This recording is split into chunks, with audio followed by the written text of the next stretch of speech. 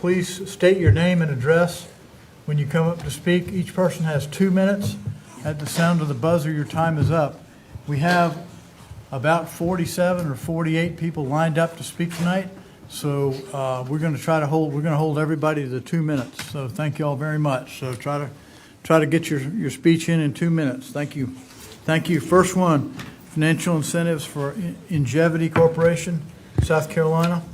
Notice is hereby given that a public hearing will be held by County Council on December 10th at 6:30 to consider an ordinance authorizing the execution and delivery of a fee in lieu tax agreement by and among Charleston County, Ingevity Corporation, and Ingevity, South Carolina LLC, previously identified collectively as Project Tree.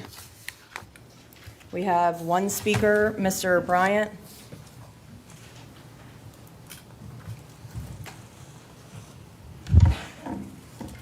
Anthony G. Bryant, President, AG Bryant Group, Inc., Public Policy, Land Use, and Business Development, called the City of Charleston. Again, these incentives, I'm just baffled. You know, I saw my friend asking Mr. Dykes in terms of, can I call him by his name? Mr. Dykes, about economic development and incentives. And I got a minority-owned business, you know what I mean? So, I mean, well, how are we reaching out in terms of, minority businesses? I know, you've done some great things, Teddy and Henry. I'm not, no kind of disrespect to you guys. But how can we measure this, you know what I mean? Based on what they've done, their legacies, speaks for itself compared to other councils. You guys are the best. But other councils ain't doing that. So the question becomes, City of North Charleston, City of Charleston, others, you sit down this year, we do have a new mayor in North Charleston. And I can see that he's really into diversity big time, but he's forgetting some people that he knows. So at the end of the day, we got to have to remind him that he's to try to get together with other minority-owned businesses in the community, women-owned businesses too, women too, to make sure that they get the same opportunity they get. And I'm speaking on this other one as well. So should I stand up here for my 2 minutes? When you call the other one out, I'll just sit here for a little while. Okay. Next one. Financial incentives for Low Tide Brewing LLC and Beer Baron LLC, Project Aloha. Wow, aloha. A public hearing shall be held by the Charleston County Council at 6:30 on December 10th, 2024, before final approval of an ordinance authorizing the execution and delivery of fee in lieu of tax agreement by and among Charleston County and Low Tide Brewing LLC and Beer Baron LLC. Mr. Bryant? Appreciate you. Anthony G. Bryant, President, AG Bryant Group, Inc., Public Policy, Land Use, and Business Development, City of Charleston, South Carolina State VIN number, Secretary of State in good standing. I'm here again to pose, I'm going to continue to pose the same question of some collaborations with some municipalities, right? Because a lot of people I talk to say, why I'm not getting any incentive opportunities, right? And they point to County Council and Teddy Pryor and Henry Darby's legacy as being what they think is a standard now. So the standard is Darby and Pryor. So if you're not stepping up to that standard in terms of advocacy for, our community, for everybody, Henry. I don't want to mess you up with, with the thing you got going on here. But I do appreciate your legacy in terms of advocating for the community and everybody too, included. But at the end of the day, I need to be measured in terms of, I've been off the scene for about 10 years, okay? So I want to make sure that I hadn't missed anything in 10 years, okay? So that's why I'm here. So I'm reaching out to Mayor Burgess, Cogswell, because TIFs are going on, the TIF on Union Pier. Where are we at in that? The TIF, the Magnolia TIF y'all done? That ain't collect no money in 20 years. That one, where I live at, they ain't collect no money in 20-some years, okay? So I want the school board to know that we got some money missing. You did a Union Pier TIF, but you didn't do a TIF. In the Magnolia area, we had our African-American cemeteries were promised things. We were promised things in that TIF district. Prince was promising in that TIF district. We got nothing to show for it. So we hope that those who advocated for the TIF, who voted in the affirmative for it, talking about safeguards in North Charleston taxpayers, existing residents, we hope that you think about safeguards again. We need safeguards. When start pulling safeguards back, you've got TIF district ain't collecting no money. So how is you looking out for the existing resident? What's the existing resident? 20 years older. 20 years old, that's existing resident. Thank you, Mr. Bryant. I think I'm up on the next one too. I mean, you got to participate in the process. You can't complain about it, you got to be involved. All right, Island Park Place Medical Village. Charleston County Council will hold a public hearing at 6:30 on December 10th, 2024, regarding a request to rezone TMS number 203-00000048 and 053 from low-density residential zoning district to the Island Park Place Medical Health and Wellness Village Plan Development. Okay, good evening, Chairman Sass and council members. This is a request to rezone TMS 203 parcels 48 and 53 from R4 to PD 190, Island Park Place Medical and Wellness Village Plan Development. So for the zoning history for the subject parcels, they were zoned AG until the 2001 adoption of the ZLDR, and they were rezoned to the RSL district, which was later renamed R4 with the 2001 ZLDR. In 1999, the county adopted its first comp plan, which included a suburban rural edge, a boundary that depicted the suburban area, which the subject parcels were part of. And then across Betsy Harrison Parkway, the properties were in the rural area, remained in the rural area. The suburban rural edge would eventually become the urban growth boundary that we know it as today. So the next slides detail the zoning history of the original plan development submission. In November of 2021, the applicant submitted a conceptual plan to the Planning Commission for a workshop where they received feedback from the commission and the public. In June of 23, the applicant applied to rezone the subject properties to PD 187. And then in November of 23, Planning Commission voted to recommend disapproval. In December of 23, the public hearing was held, and the applicant requested a deferral of the PPW meeting to allow time to meet with stakeholders. In January of 24, the applicant met with stakeholders and submitted a concessions document. Later that month, the applicant requested deferral to the February PPW meeting, which was denied prior to the January PPW, but in the actual meeting, it was approved. And then in February of 24, the PPW committee recommended disapproval. And then at the first reading on February 13th, the council voted to disapprove the application, but also approved a waiver of the 1-year waiting period and any application fees. So in October, the applicant submitted the current application for PD 190. This slide shows the location of the subject properties in the county as a whole. This slide shows the future land use designation, which is urban suburban mixed use. And the purple line you see is the urban growth boundary running down Betsy Harrison.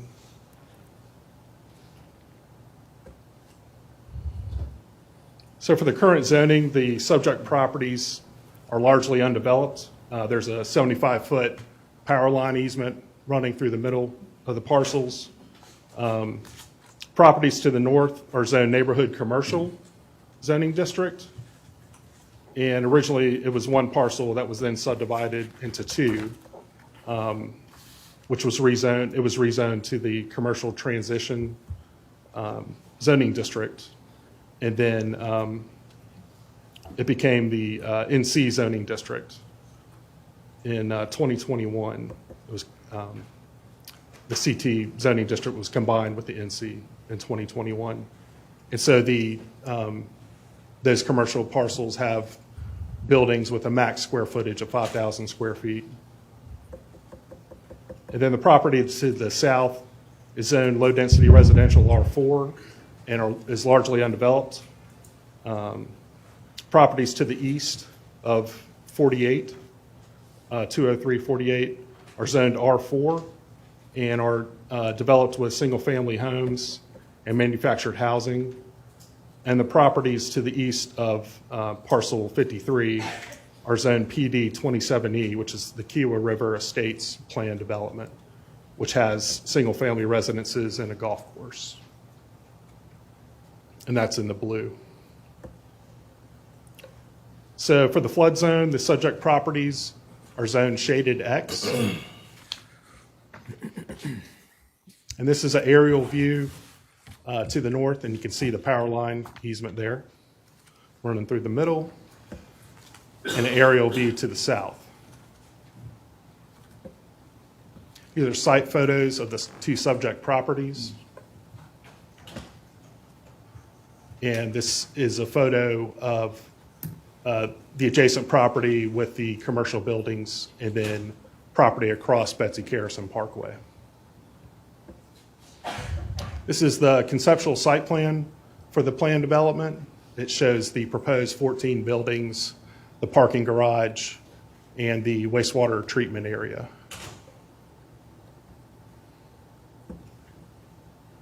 This is a comparison of land uses between the current zoning, the original PD 187, and then in the last column, the proposed PD 190. If you take note of in the third column, PD 190, the numbers in red represent the concessions that came out of the first PD. So for the commercial uses, 50,760 square feet. For the medical and health retail sales and service, 30,000 approximately. For the sustainable restaurant, 14,000. For the multifamily dwellings, two two-bedroom units instead of 4 in the previous. And then for the sewage service area, 45,000 square feet instead of 55 in the original. And so total, the building area has been reduced approximately 30,000 square feet to 129,000, a little over 129. This is a comparison of the dimensional standards between the current R4 and then both the original PD 187 and the proposed PD 190. And those have remained the same between those two PD proposals. And this is an overview of the requested PD guidelines, some of which we covered in the comparison slide. And then it also mentions the 208 wastewater treatment plan system and some other items like the traffic study. And this just continues and mentions some of the numbers we covered and changes from the original PD to the proposed PD. This is the approval criteria for the plan development. The applicant did provide responses to the approval criteria, with this being criterion A, which is met. This is criterion B, and we found that criterion B has not been met due to the scale and existing land use pattern in the immediate vicinity of the proposed development. And criterion C is met as long as the applicant obtains updated letters of coordination. So the staff recommendation for the proposed development is disapproval because we find the development is incompatible with the existing land use pattern in the area and is therefore inconsistent with the comprehensive plan future land use recommendation. And so therefore, we recommend disapproval. However, if the proposed plan development were to be approved, staff recommends the following conditions, which have to do with changes needed for staff to administer the plan development, and then as well as providing some clarifications in the document.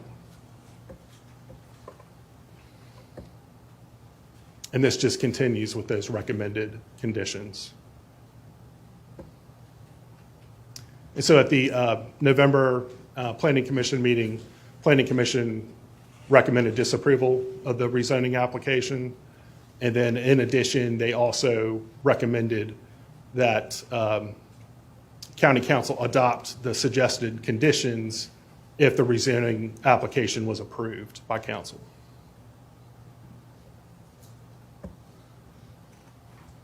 And as far as public input and speakers, at the Planning Commission meeting in November, 9 speakers spoke in opposition, the applicant spoke in support. You can see the public input for the Planning Commission meeting. And then for this public hearing, in addition, there were 43 comments in opposition, 1 general comment. And the applicant submitted a digital survey and 2 support petitions. The survey and one of the petitions with 71 signatures were submitted for the prior PD and just resubmitted again for this PD application. Then there was an additional support petition with 43 signatures that was obtained this year for the new PD proposal, and this was from homeowners in the Cacique development. And then the meeting was noticed as required, and be happy to answer any questions. Any questions?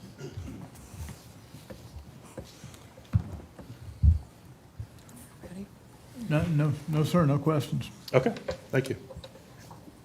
All right, we have 30 people signed up to speak on this. The first person is Anthony Bryant.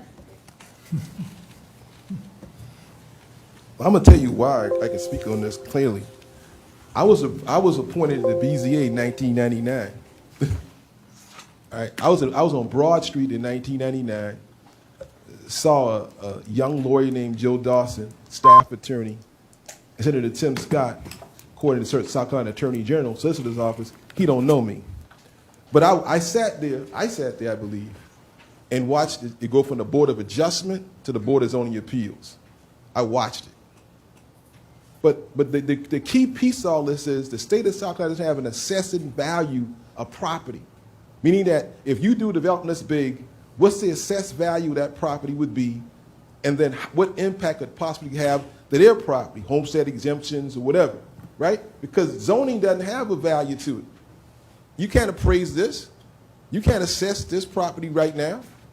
So people who are here today are here because of Act 99 in terms of the urban growth boundary line, right? Now, you're creating, since 1999, all these planned developments leading to a referendum on 526.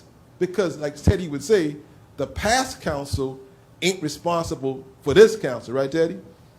So that's the dilemma. The dilemma is decisions made before you got here. So when people talk about 526, don't blame this council, blame the one in 99. Because that's why we here. That you got to drive in traffic, and you got to spend money you ain't got in a very expensive area where you spend $60 probably on rent, and the rest of your money you got to figure out what you're going to do with it. Until the state of South Carolina looks at valuation and assessed value of property and the impact of these developments, then we would then know the impact would be having on our day-to-day lives. Until that happens, we're going to stay here on 526, and it's the Bill of Rights now. The Bill of Rights with this country is the Bill of Rights, and they wanted to know from the rich and powerful, you know, what's in it for us. So you do a referendum goes against you, you should just sit down, let it go, and do something else. Thank you, sir. Thank you. Beverly Zimmerman, followed by Kent Griffin, and then Paul McLaughlin.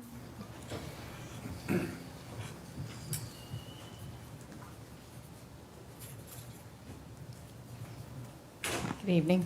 I'm Beverly Zimmerman. I live at 1923 Bohicket Road, Johns Island, 29455. I am here to thank you for your time and attention. I'm the caregiver of two elderly, my mother and my father-in-law. It's very difficult due to the lack of infrastructure and traffic issues that we have in our vicinity to get my family to consistent quality health care. We really need access to quality health care. If I were to actually take both of my parents to a doctor in one day, it would take a full day, if not more, to get them in and out of cars and to get accessible, high-quality care. I know it's a terrible situation. I'm listening to the zoning and all of the things that are related to that, which are very much out of my expertise. But what I can tell you as a caregiver, full-time caregiver, for two very elderly people who need consistent quality care, I am unable to do that realistically in the situation we are in now.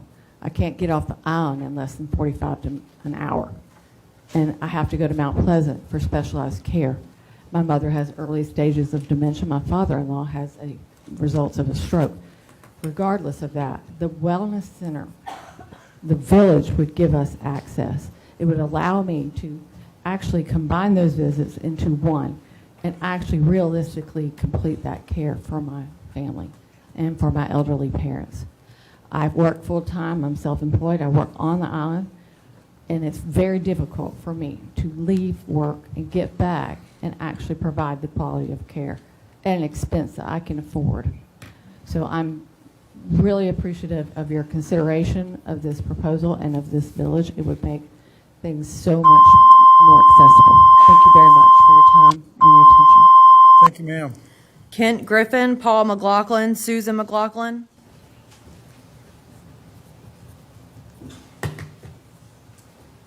Good evening, council members, and thank you for your service to our community. I am Kent Griffin, and my property is at 4458 Betsy Carson, quite close to the proposed development. And I'm here tonight to speak in strong opposition to the rezoning. I acquired my house based very much on the nature of the island and the low density associated with the zoning of my property and that of my neighbors. In particular, I was focused on the proximity to the urban growth boundary. If this council were to amend the zoning for this property, it would effectively be a redistribution of wealth, taking away from me my ability to enjoy my home, taking from me my neighbors and our community who've made decisions based on the existing rules, and transferring value to the investors seeking to extract value from us by changing the rules. This may seem like a small thing. It's obviously not small, and it's not small to me or my neighbors. And I believe it's an even bigger thing when if this council were to amend or accept this type of spot rezoning, not only would it be taking from me and our neighbors for the benefit of these investors, it would be undermining our community's ability to rely on zoning to make decisions, undermining our faith in our county government, and undermining confidence in our community. Please protect our urban growth boundary and protect our existing zoning. Thank you. Paul McLaughlin, Susan McLaughlin, Todd Campbell. Good evening. My name is Paul McLaughlin. I live at 3061 Baywood Drive on Seabrook Island. I want to first begin by thanking Ms. Honeycutt and Mr. Boynton for attending last night's meeting in Johns Island, and I know that they was well received by the community. And again, thank you. Tip O'Neill writes in his book that all politics is local, and we appreciate that Ms. Honeycutt and Mr. Boynton recognize this rule by honoring the overwhelming number of Johns Islanders who are opposed to the proposed upzoning of the property for commercial use. However, I must ask, if we and our reps oppose the project, on what basis and what criteria can those representatives, those that don't live on Johns Island or Seabrook or Key or in the neighborhood, on what basis and what criteria are you applying to conclude that it is best for us when we say it isn't and when our representatives say it isn't? And I think we deserve, if this vote goes in favor of it, to have an explanation of that. Also, if you are tired of reading letters about this project, I assure you that we're tired of writing them. But we're here because of your actions earlier, and we hope that it's time that you'll bring this matter to a final conclusion. I would also mention on the issue of health care, there's no guarantee that there's going to be any health care provided in this facility.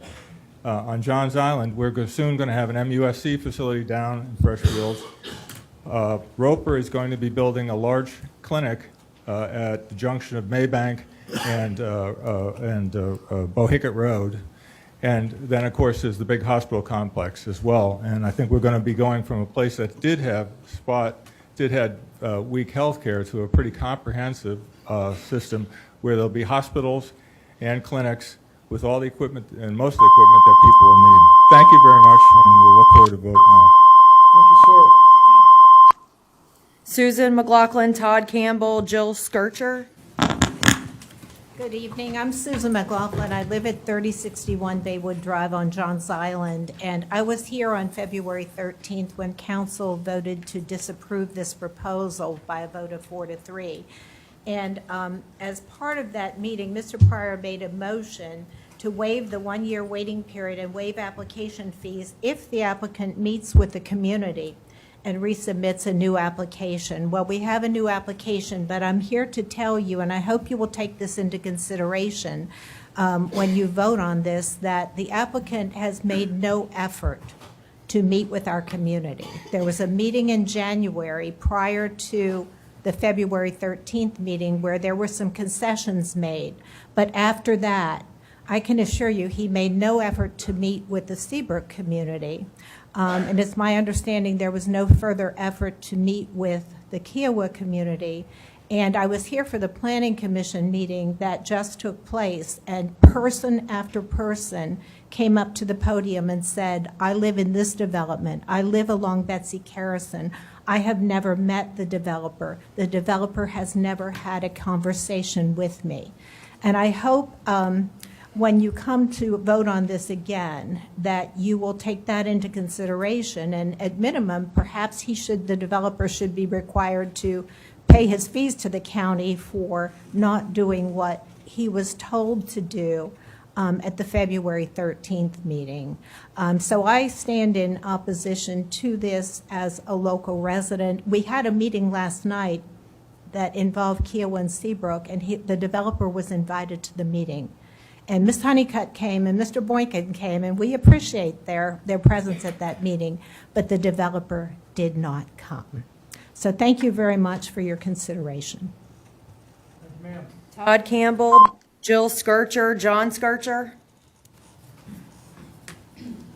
Yes, Todd Campbell. I live off of 17 and Main Road, and I'm here because of my parents that live out at Kiowa River Estates. I am a contractor that's been doing business for probably about 25 years out at Kiowa and Seabrook. And because I've been out there working, I introduced my parents out to that area where they now retire. They're now in their 80s, and I'm having to take off, I would say, probably 30 to 45 days away from my work to take either one of them to a doctor's appointment off of the island.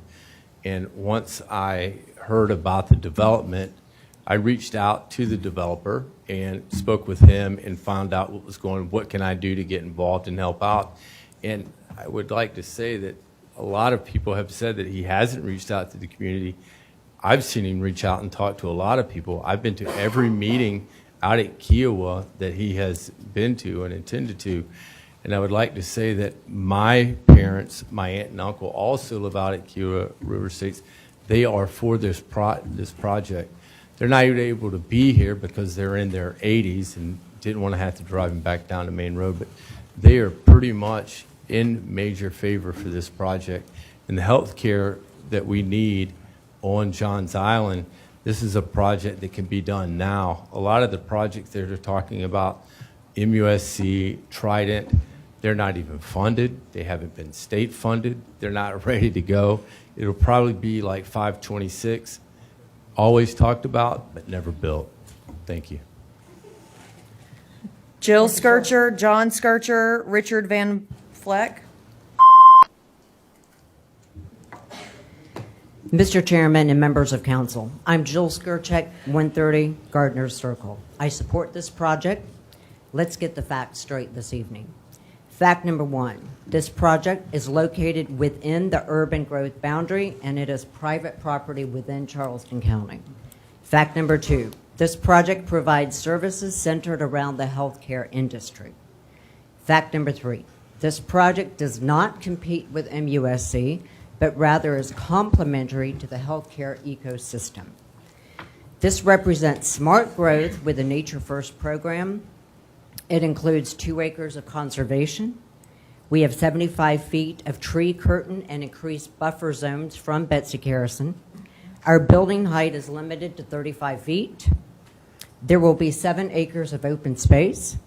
There will be a walking and bicycle path to promote connection to the community. It includes grand tree protection zones. We will create economic development. It is a place of healing. We have reduced the size and scale by 70,000 square feet from 200,000 square feet to 129,000 square feet after a multitude of meetings with community residents and town council members for years. Fact number 20. It lowers the travel times off of Johns Island. There are only 2 main arteries of travel to leave the island. It took us 1 hour and 45 minutes to even get here to this meeting tonight. 526 is dead. Congested roads are here to stay. Calling upon the private sector is a solution. Subscription-based surveys barely represent 5% of Johns, Wadmalaw, Seabrook, and Kiowa Island populations. Everything else you have heard from the opposition is false. Thank you. Thank you. John Skirchek, Richard Van Fleck, Mike McShane. Good evening, Mr. Chairman, members of council. I'm John Skirchek, 130 Gardner Circle, owner of this property and represent the ownership, which I support. This has always been about the health and well-being of our people. Before I comment on the land uses, I would like to really comment on everything that is perhaps going on without your knowledge. Our distractors would have you believe that this is going to be a Home Depot, a tattoo parlor, or a Botox village. If that were the case, it would have been written as such in the PD by this planning department. It is clear the opposition would rather resort to this type of behavior, spreading falsehoods through propaganda and even using software to manipulate proprietary documents to steer public opinion. When I look across this council and the good works that you do, I see professionals in ministry, education, finance, real estate, public service, legal practice, even of that of former law enforcement. What if some of your professional documents during your career were deliberately manipulated and put out there with falsehoods? What if that same materials landed in some of your most trusted supporters in statewide health care and were contacted by influencers to now redact their support for you?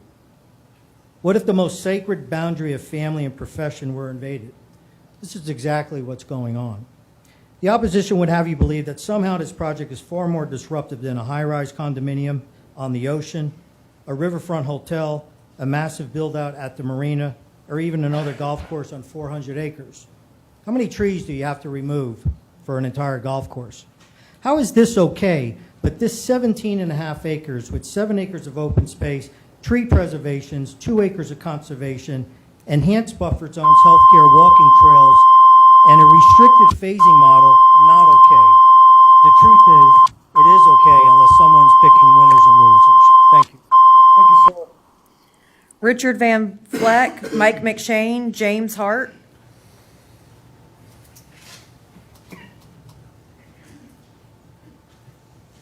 Good evening. I'm Richard Van Atta. I'm sorry, my scribbling was probably hard to read. I'm a resident of Kiowa River Estates on right off of where the development is planned. I am 80 years old and I'm here, okay? We care enough about this that we're willing to drive an hour and a half to get here and tell you that we have some strong reservations and objections. This is not about health care.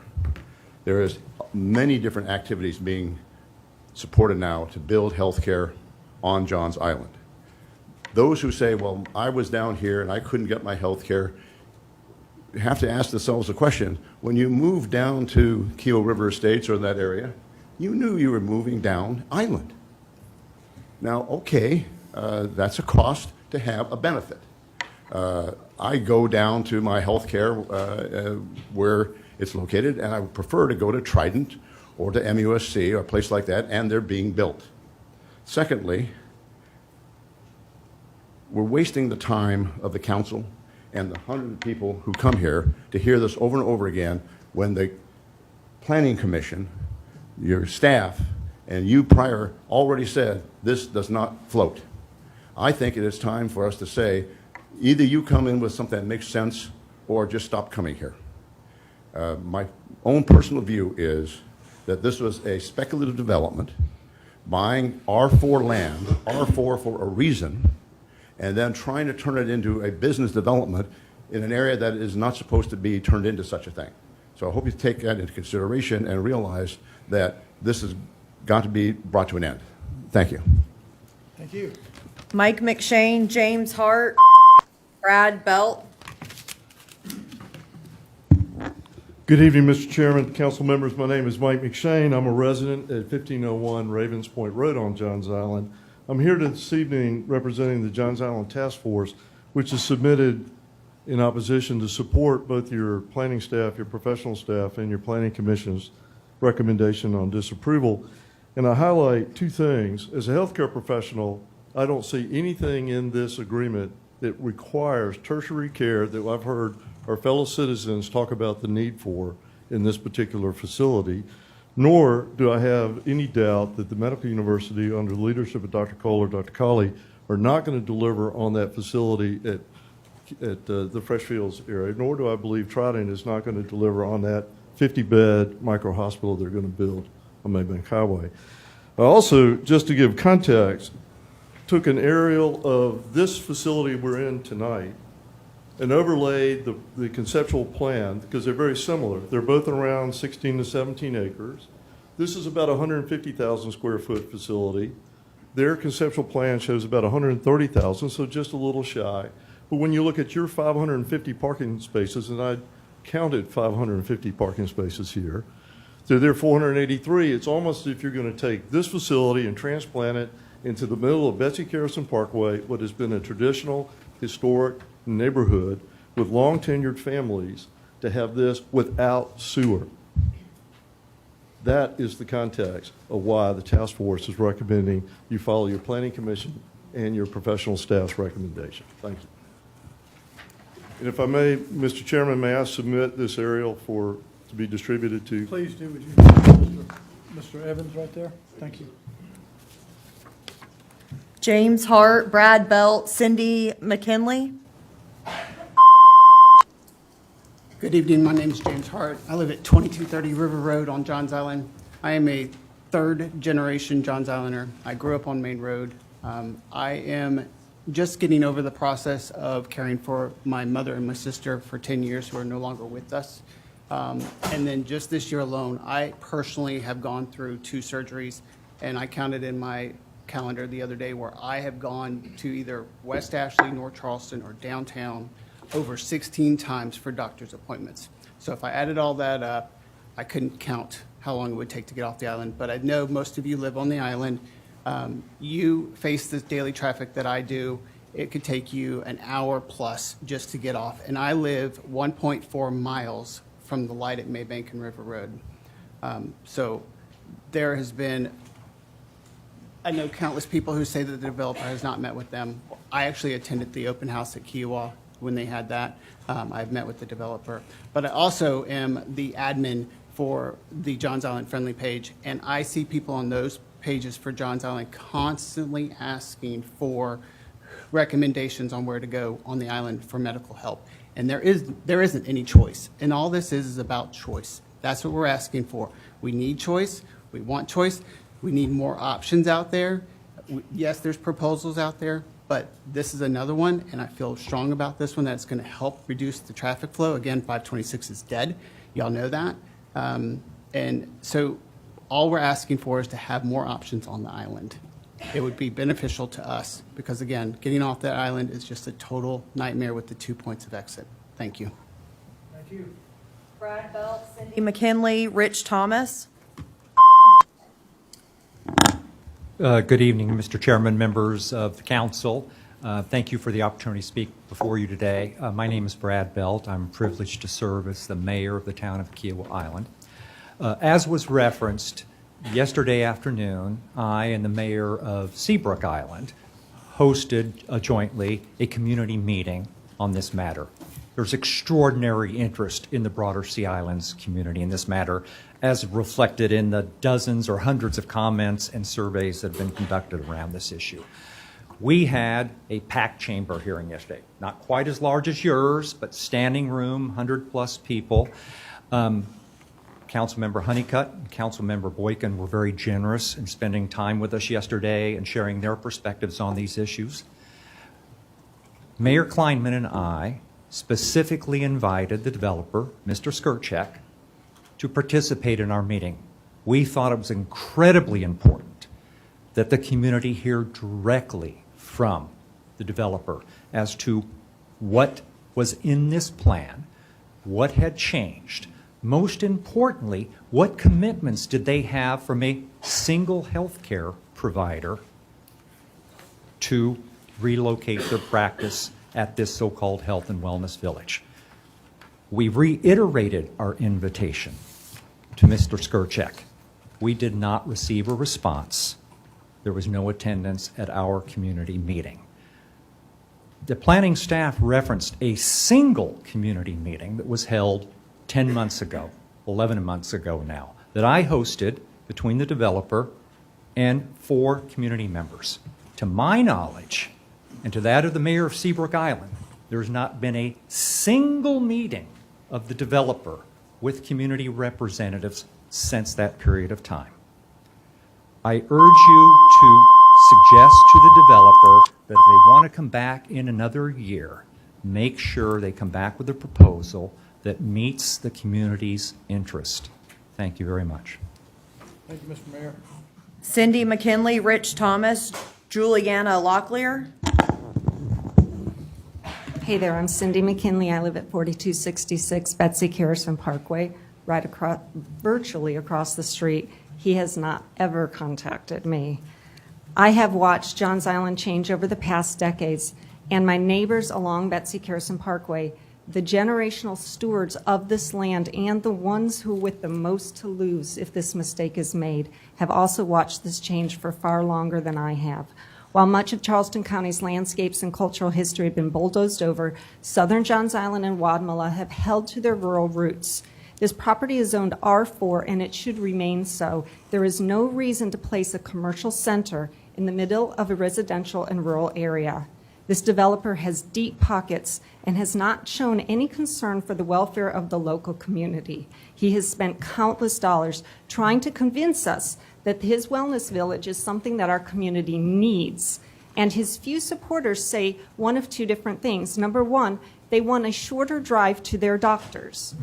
But in today's world, there are no independent doctors who are going to go to his village. They're going to be at MUSC or Roper at Trident. The other thing that they are saying is that they want alternative wellness options. We just heard the developer's wife say that this is not in competition with traditional medicine, that it is complementary to it. But that is not a need, that is a want for those who can afford that want. And it is not necessarily something that is going to benefit most Johns Island residents. In fact, the developer is not offering anything we need. What we need is land that does not flood because wetlands were filled in. What we need is to keep commercial development in the appropriate areas. What we need is property owners who listen to and respect the local community and steward their land responsibly. Now is the time to protect Johns Island, not next parcel, not next year, now. Thank you. Rich Thomas, Julianne Locklear, Taylor Locklear. Hi, I'm Rich Thomas, 4360 Betsy Carrison, which is directly across the road from this property. I've lived there 16 and a half years. I just calculated that's 6,022 days. I've seen that property probably 8,000 or 9,000 times as I go out my driveway. I've crossed that road that many times. There are many crashes along this road, fatal crashes. And adding another 500 parking spaces that are turning over multiple times a day, turning across this road is going to lead to more fatalities. More fatalities. Think about that. It's a really bad idea. One other thing that's really important here, all of you are invested in this area, whether you know it or not. Kiowa Conservancy bought 3 properties across the road, including mine. I get to stay there a while. But you all approved Greenbelt funds, hundreds of thousands of dollars of Greenbelt funds to buy property directly across the road. So you have an investment in this as well. And you're invested in keeping this area resilient, looking out for flooding, looking out for other issues that minimize destruction of the environment there. So I urge you to consider that. Mr. McShane, who just spoke, is a member of the State Conservation Bank. They threw in a lot of money too. So this property is almost owned by citizens of the county and citizens of the state. And you all contributed to that. And I really appreciate it because I think this is a great thing that you all did. And I hope this property can be conserved as well going forward. Thank you very much. Thank you. Julianne Locklear, Taylor Locklear.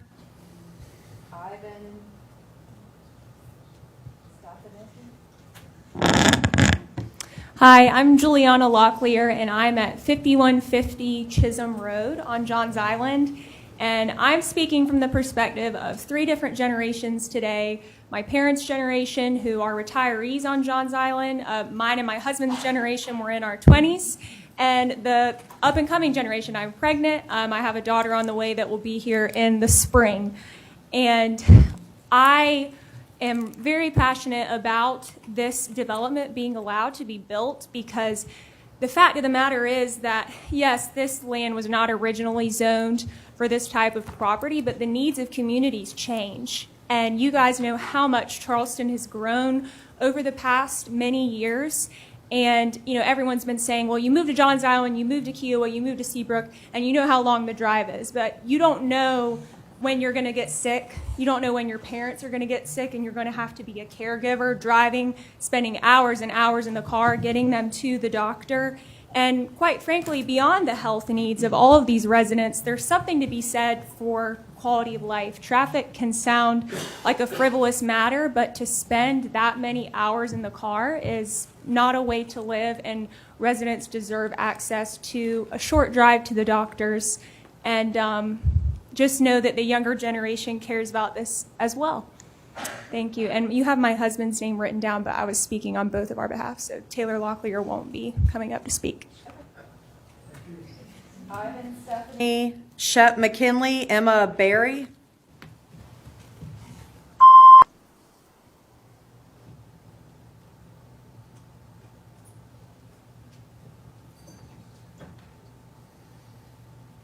Ivan, Stephanie. Okay. Shep McKinley, Emma Berry. Good evening. I'm Shep McKinley, 4266 Betsy Carrison Speedway. I'm about an 8-minute walk to the proposed development.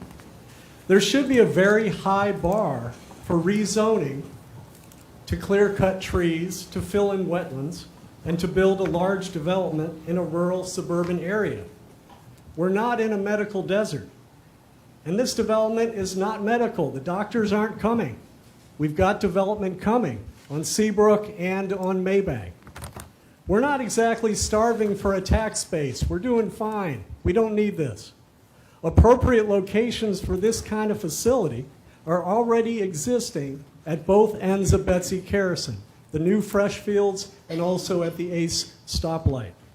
huge majorities of public comments and residents coming to these meetings, driving through that hellacious traffic, rejected this rezoning twice. The Planning Commission unanimously rejected this rezoning twice. We've all told you why this is inappropriate.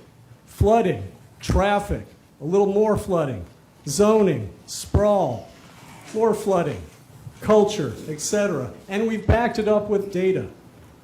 So why is it that County Council is again considering this rezoning?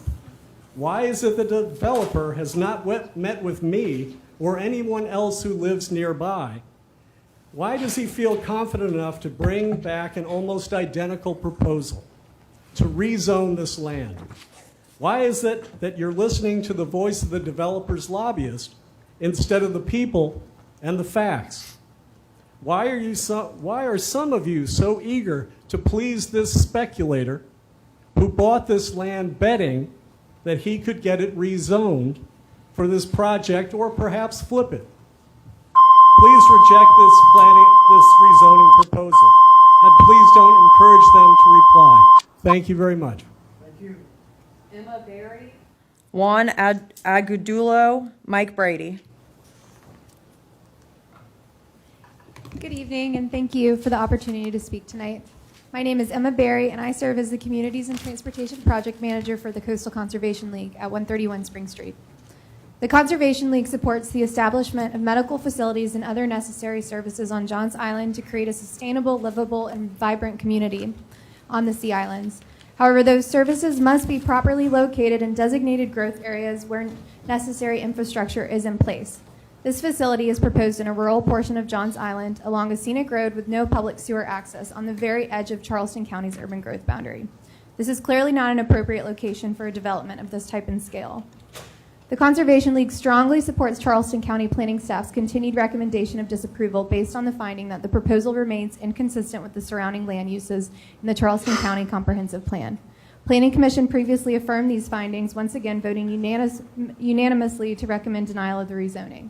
It is important to note that one of the strategic actions in the land use element of the comprehensive plan states, near the outer edges of the urban-suburban area provide transitional areas consisting of lower intensity uses to gradually progress into the adjacent rural area. This directly applies to the subject property, which is on the outermost fringe of the urban-suburban area, surrounded predominantly by undeveloped agriculture and rural residential land uses.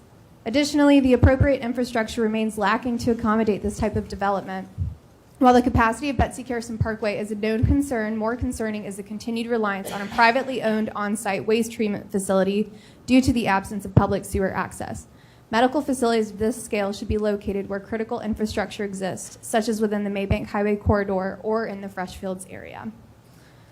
For all these reasons, the Conservation League strongly encourages Charleston County Council to uphold the recommendation of planning staff and the unanimous recommendation of Planning Commission by denying this rezoning request once again. Thank you. Juan Agudelo, Mike Brady, John Williams.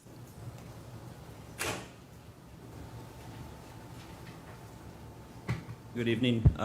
Juan Camilo Agudelo, 1633 Nantahala Boulevard, Mount Pleasant, 29464. I am here on behalf of myself and my family. Over the past 20 years, we've had 4 businesses out in Kiowa, employing over 100 people, and it's basically every single day we are missing 1 or 2 persons because somebody has a doctor's appointment and they can't make it back on time, or they have to leave at the middle of the day and they can't head back to the island because of the traffic and all that. Another thing, my father and I, we both have heart issues.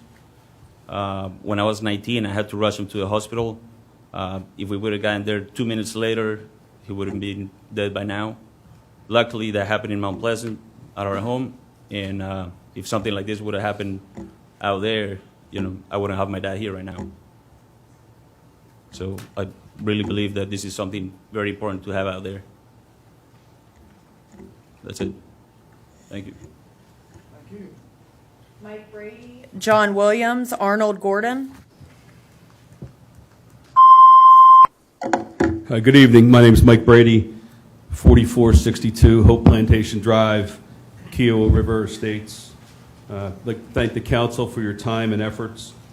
Council members Honeycutt and Boykin, thank you for your commitment to your constituents and for attending the meeting yesterday. Very much appreciate it. I strongly vote against this rezoning request for the following reasons. It was previously denied by this council and not recommended by the Planning Commission. Personally, I'm not aware of any effort by the developer to meet with the residents as suggested by this committee last time. I live less than a quarter of a mile and have not been contacted. It will have a negative environmental impact on the wetlands, as previously has been highlighted. Potential negative impact on septic systems.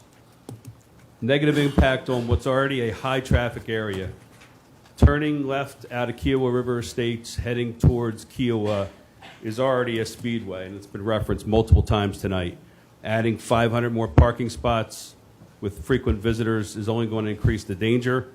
There's accidents every other week. The surveys that I'm aware of have been 96% against this. New medical facilities are being constructed on Maybank and Kiowa that provide many of the services that we all need. There's been a lack of specific mention as to the medical services this new campus is claiming to provide. And finally, I don't understand how an issue so strongly opposed by residents, or as I guess we've been referred to tonight as the opposition, would be approved by this council. So thank you for your time. Thank you. John Williams, Reverend Arnold Gordon, Collie Farr. Thank you, members of council. My name is John Williams. I know your time's important, but I just want to stress just a couple of points, and mainly regarding community involvement and the developers' interaction with the community to get input on this project. I've been involved in several meetings on this project, public meetings, and many of the people that have spoken for and against this project have been at those meetings. The developer has listened to them, has heard, has incorporated their desires into this project. Initially, this project was supposed to be 200,000 square feet. It was reduced to 159,000 square feet and ultimately reduced again to 129,000 square feet based directly on the input he received from the community. The wetland impacts were reduced by 20% for the very reasons that you're hearing tonight. The parking was reduced because traffic concerns were heard, and parking was reduced by 94 spaces. The wastewater concerns and sewage septic concerns were heard, and the wastewater system was reduced in scale and size by 10,000 square feet. Additionally, we kept hearing that this project isn't needed, these services aren't needed, and a phasing plan was incorporated, where 1/3 of this project would be developed at a time. So whereas if 80% of that portion of the project wasn't filled out or occupied, that the next phase wouldn't happen. So that would avoid the developing 130,000 square feet and it remaining vacant. As far as support goes, I want to highlight that the developer issued an online survey and 174 people replied supporting this project. Additionally, he received 70 signed petitions in support of this project, and more recently he received 43 signed supporters from the Cacique community in support of this project. So I just want to highlight that there is a significant portion of this community that does support this project and very much wants this project to be successful. Thank you for your time. Thank you. Arnold Gordon, Collie Farr, Reverend Susan Hayward. I'm going to ask everyone that's here that is opposed to the village to please stand with me. Good evening to the board. My name is Reverend Arnold Gordon. I'm the pastor of Greater St. John AME Church, which is about a mile down from the proposed site. One of the problems that we are worrying about it is if this site go as proposed, it will cause a problem for our senior citizens coming to rush up service with the increase in traffic. So I say tonight that I'm here to stand with the community to say that we do not want the medical village. And we do agree that progress will come at some time in the future, but we're dealing now with the present. Each board member represents an individual personal district, but the whole board represents Charleston County. We ask that when you vote, Please think about Betsy Carson Parkway being a part of your personal district. Please, when you vote, vote with your heart. And when you have done that, you will know that you have done the right thing. Thank you. Reverend Susan Hayward, Roberta Nelson. Good afternoon, and thank y'all. Sorry that y'all have to do this again. I'm also sorry for those that are in favor of it that have been fed a lot of stuff that's just simply not true. I could speak about a lot of the negative things that are wrong with this development, including the environment. One of the things the attorney just spoke about is about the concessions that were made. Those were made after the Planning Commission meeting. Y'all have already seen those concessions. Y'all have already voted on them. Nothing's changed since then. So we hope that council votes in opposition like we did the first time around. I want to also mention, like Rich Thomas stated, the properties that are directly across from this were funded through the Greenbelt program to be preserved in perpetuity, and they will be. But if this development happens, it will certainly negatively impact those tax dollars well spent for preserving land, and also the community that's around it that's had that land for generations, and it will displace them, it will flood them, it will cause major, major issues that will be irreversible. And I think we definitely have some people in the room tonight that are in opposition. If they want to stand, they can, to show our support tonight. They were here the last time, they're here tonight. They'll be here in the future. We're going to fight this all the way through. Thank you. Thank you. Susan Hayward, Roberta Nelson, Margaret Brown. Thank you so much for giving me the opportunity to speak with you councilmen. My name is Reverend Susan Hayward, and I live at 4206 Betsy Carson Parkway. I'm a member of the Concerned Residents of Johns Island. I serve as the secretary, and our organization has consulted with its members and others who lived in the community, and we are opposed to the rezoning request being discussed. Our opposition is based on at least 4 reasons. First, we are concerned about the negative impact the building of the proposed health and wellness medical center will have on the properties and living conditions of our neighbors. Second, we are concerned about the increased level of traffic that will occur to enter and leave Betsy Carson Parkway, Bohicket Road, and River Road. These roads already are extremely congested traveling areas. Third, we are concerned about the current flooding conditions in this area and how building this facility will exacerbate the problem. And fourth, the type of medical services that has been alluded to being provided are not the type of medical services members of our organization need.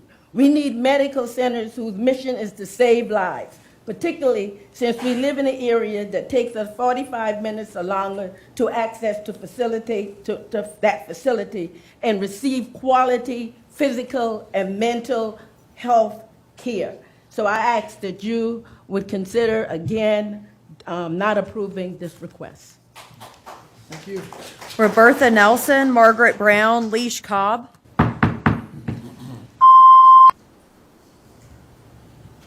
Good evening. Thanks, Councilman, for giving us this time to speak. Well, I live 43, my name is Roberta Nelson, and I live 4368 Betsy Carson. I am right in front of the property proposed. And that property is attached to Ears property that was in my family since the 1800s. I saw the plan, and I noticed that they're building a proposed two-lane road, but at the end of the road back towards my property, they put a big pond. So that means you can't access that road whenever, you know. And and the treatment plant is going to be attached to my property, adjoined to my family's property. I don't approve that. I have been around for years. I just wasn't born yesterday. I wish I could afford to live on Seabrook and QR. You know, it would have been a blessing, you know. You knew you was going to come out in a rural area. So please, I have mental problems, physical problems, and everything else. I live near Kiowa and Seabrook. I find a way to get to the doctors. I schedule my time. You're going to come and live on Kiowa and Seabrook? You know how many people have to come all the way out there to work every day? Oh, please. Thank you.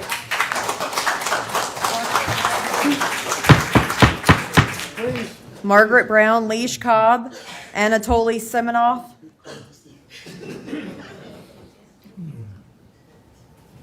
To this vote tonight, I ask of you, I'm a native of Johns Island.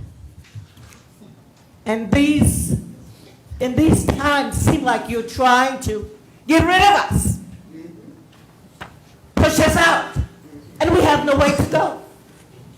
Please consider not bringing this in our area. We've been here for centuries. You understand? And we beg of you tonight, and I hope you have listening ear, because there's somebody that hear everything that was said in here tonight, that is invisible, never sleep, and never slumber. And he loved all of us.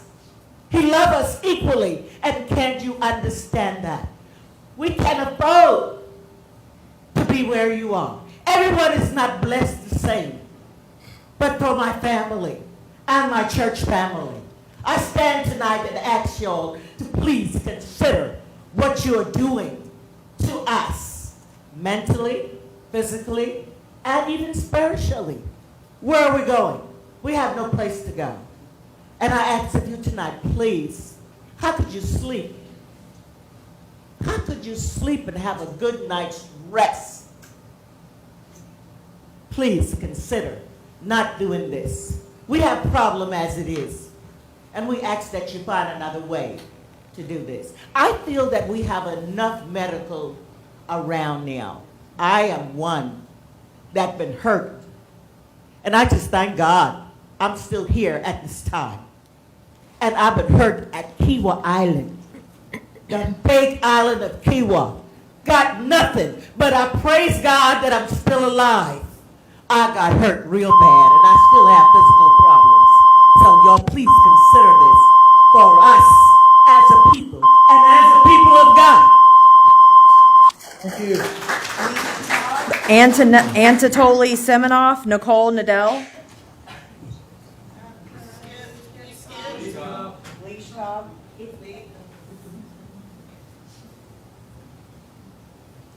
Good evening. My name is actually Lee Cobb. Thank you for listening to us tonight. Whoops, sorry. Thank you for listening to us all tonight. I particularly appreciate the comments of the two women that came before me. I am nowhere near as eloquent as they. I do appreciate that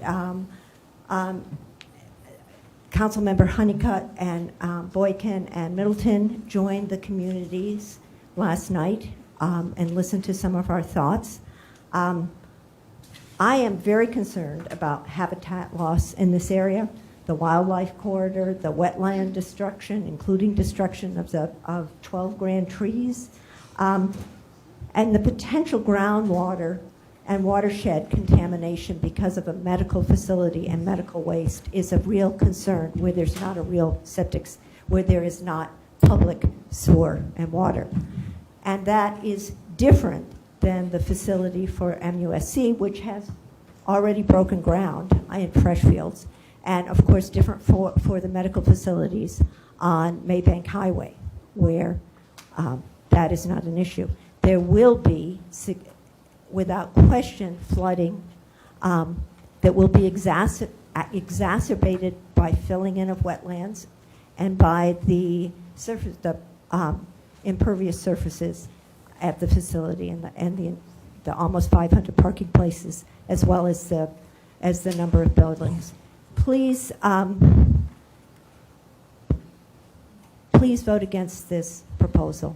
It is not needed at this point by the community, as you've just heard, and there is ready access coming very quickly nearby, and it will have a major impact on the environmental quality of the area, of a pristine, important area. Thank you.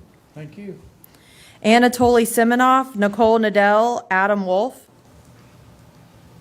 Good evening, everybody. Good evening, council members. My name is Anatoly Semenov. I reside at 1628 Oak Leaf Street here in Charleston. I'd like to speak in favor of the Medical Village project. Going on 5 years, I'm a local business owner. I'm an operating officer for a business that's focused on telemedicine, medical billing services, and a specialty pharmacy business. We employ over a dozen people here in Charleston, including myself, and over 140 people in the Southeast. Our business focuses on non-emergency health care and well-being of the patients that we serve. We focus on preventative medicine and anti-aging. I'm in favor of the project to bring much-needed medical infrastructure to an area that's underserved by such, in my opinion, and especially with the growing population that Charleston and the subject areas have experienced in the recent years. I would consider opening a location of our specialty pharmacy in the Medical Village if such an opportunity was available. Thank you. Thank you. Nicole Nadell, Adam Wolf, Morgan Farah. Thank you, council members. I want to say that I'm strongly in favor of the creation of the Medical Village. My name is Dr. Nicole Nadell. I'm a board-certified emergency medicine physician with 18 years of experience. For much of my career, I've worked in emergency rooms across South Carolina. For the past 6 years, I've been in private practice, focusing on longevity and anti-aging medicine. I am the owner and operator of Totality, a medical practice with 4 locations, one on Daniel Island, Mount Pleasant, downtown Charleston, and Hilton Head. I see the creation of Medical Village as a vital step in addressing the healthcare needs of a medically underserved area. I'm eager to contribute to this effort by expanding my practice and opening another location in Medical Village where I believe we can make a meaningful impact on the community. Thank you for your time and consideration. Thank you. Adam Wolf, Morgan Farah. Adam Wolf, 50 Crested Flycatcher, Johns Island 29455. Council members, in my mind, there's only one reason why a property should be upzoned, and that would be for the great benefit of the community. Does this sound like the great benefit of the community? Refusing to meet with community members. I was at the meetings this week. Some of you were there. I did not see the applicant, and I can tell you we are not hard to find. Unwilling to talk to neighboring property owners, refusing to compromise on footprint, a lack of a single willing life-saving doctor to say they will practice in this health and wellness village. This is going to dispel local residents because of the increase in property taxes. I know this because I was at the meeting and I listened to them, unlike the applicant. This is a detriment to the environment. Large parts of this property is a wetland. It is flooded constantly because I drive by this every day and I have pictures that I would gladly share if you do not believe me. MUSC has already broken ground right in this area, and Roper is coming. This is not providing health care. If the applicant actually cared about health care and wellness, they could buy one of the many commercially zoned properties and avoided this mess and stopped wasting the time of this council and local residents. Councilman, this is not progress. This is not benefiting the community. This is a wolf in sheep's clothing. Morgan Farah. Thank you. Hello, Morgan Farah, 3293 River Road. And I would like to ask to give my spot to this man, Michael Heidensfelder, right here, if allowed. No? It's not allowed. Okay, thank you. So I'm in opposition for the proposed plan. This developer has spewed many lies tonight, which I wish I could cover, but I only have 2 minutes, so I will just note on a couple of things. I work on Kiowa and live on Johns Island. I can assure you this developer has not reached out to anyone but their friends for support. The developer has clearly not done what he's been asked to do in order to resubmit this plan. MUSC has broke ground this year, I believe, in September, so he also hasn't done his research for the area. Like mentioned, there are plans in place for more medical services to be available and accessible for all of those who live among the Sea Islands. This will push impacts of generations and generations of families in the future. The environmental impacts alone should be enough to have you vote no for this upzoning. Thank you. Thank you. That's it for public comment? That concludes our public hearing comments. I'd like to remind y'all, this was public hearing tonight. There is no vote on this tonight. That will occur at a later committee meeting. What I'm going to do now is we're going to take a very short break. That will allow the people that need to get out of here to go to Kiowa to clear the room, and we'll take about a 3-minute break. That will allow them to do that. Thank you very much.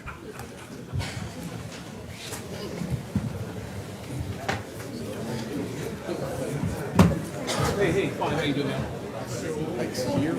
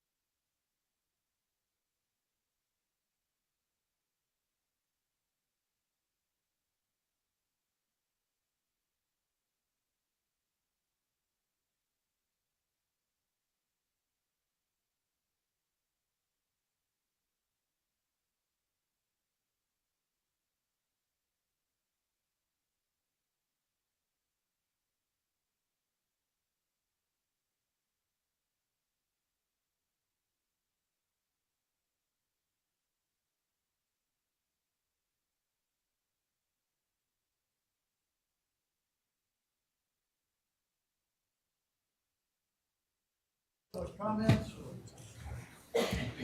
right, we have 15 people signed up. The first person is Anthony Bryant, then Cassandra Davis, and then Stella Ori. Please remember, these are 2-minute.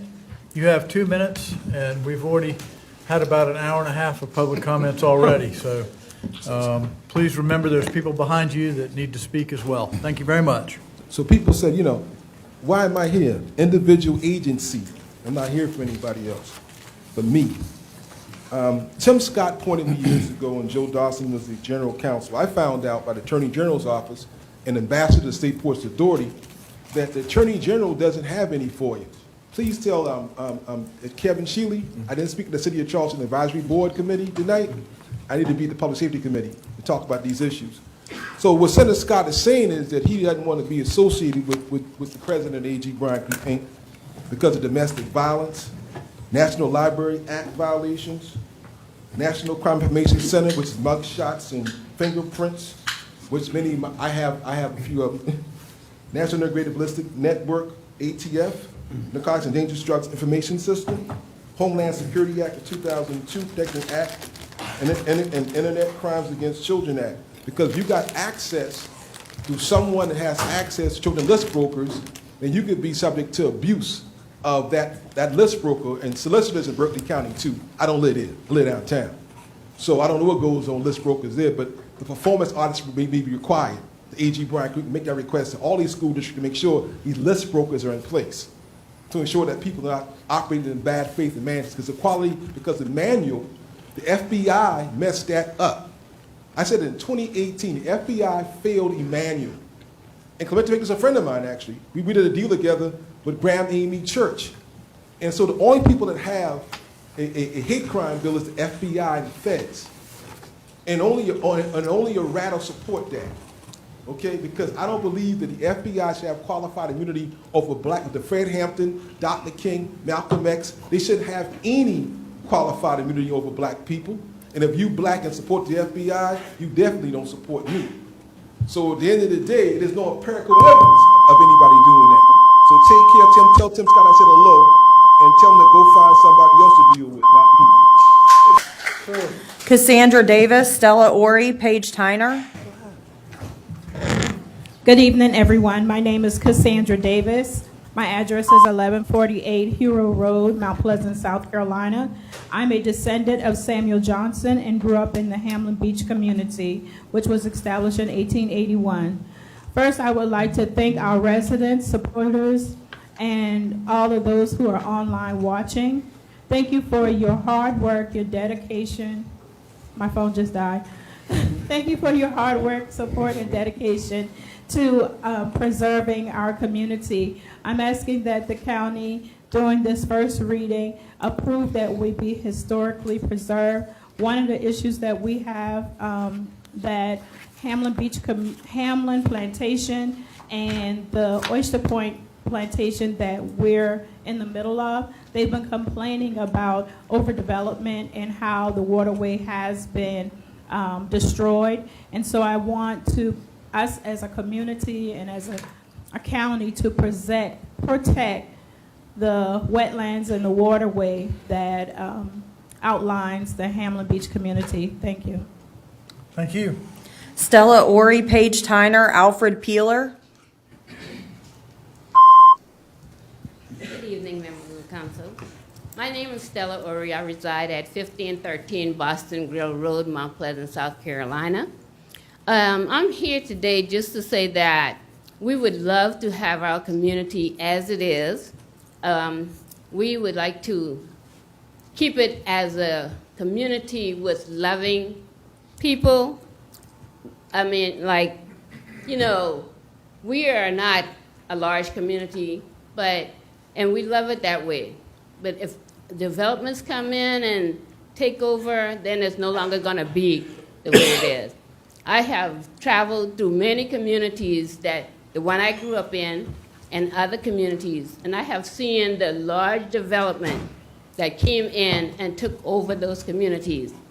And I am here today to ask you on the panel to please let our community stay as a historic community, because if the development comes in, I think it would be, I think that the community actually will not be like it used to be. I mean, you don't see, we have children, we don't even, right now, children, they go out, they play, they do all this stuff, but with large things coming in, you're not going to let your children go outside and play, and with traffic, we already have enough traffic for sure.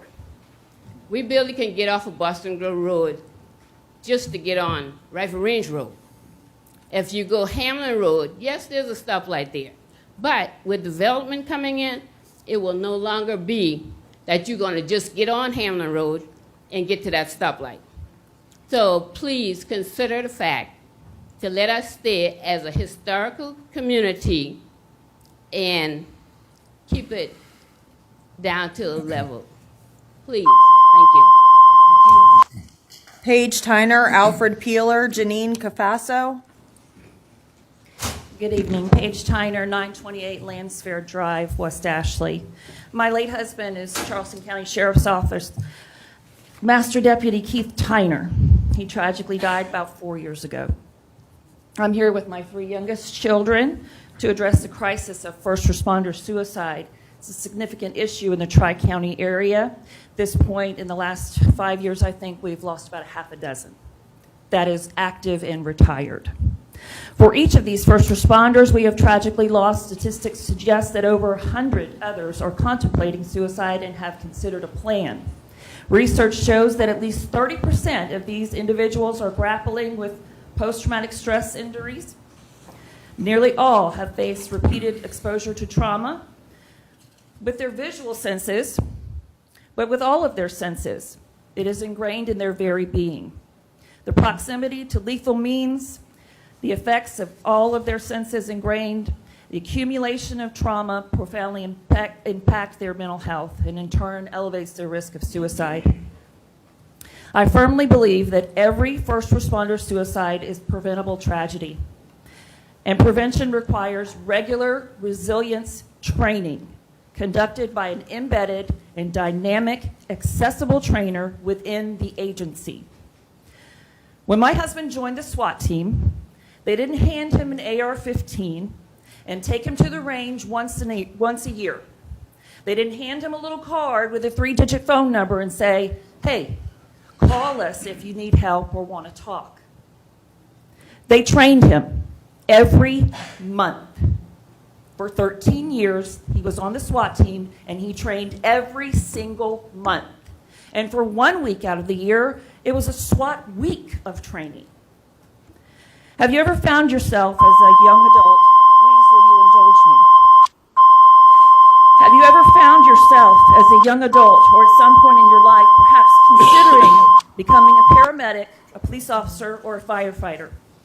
What was your immediate reaction to that thought? For many of us, the response is a resounding, oh no, I don't think so. I couldn't handle the things that they see.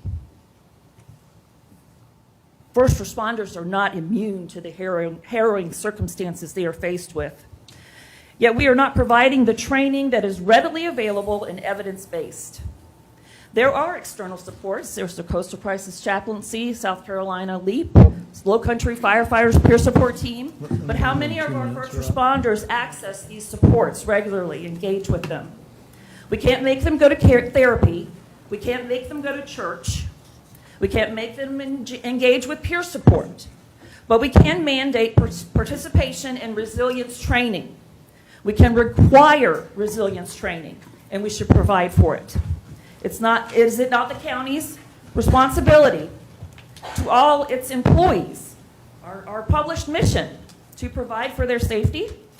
Our mission says the quality, to protect and promote the quality of life for everyone in Charleston County, to be extraordinary, to value openness, and the application of new approaches to overcome emerging challenges. There is a plethora of grants, literally millions of federal and private dollars for this exact purpose. We must change from being reactive to proactive. We must accept that these mental injuries are real as any physical injury, The damage is on brain scans, fMRIs, and PETs show exhibit changes in their brains, in their functioning, and structures of their brains for individuals with PTSD. Ms. Tyner? Ms. Tyner, I'm Sir. sorry, I've given you an extra, you've had 4 minutes, and everybody else is getting 2, so if you want. So there's been a half a dozen first responders in our county that have died by suicide in the last 5 years. Out of respect for them, will you please allow me to finish?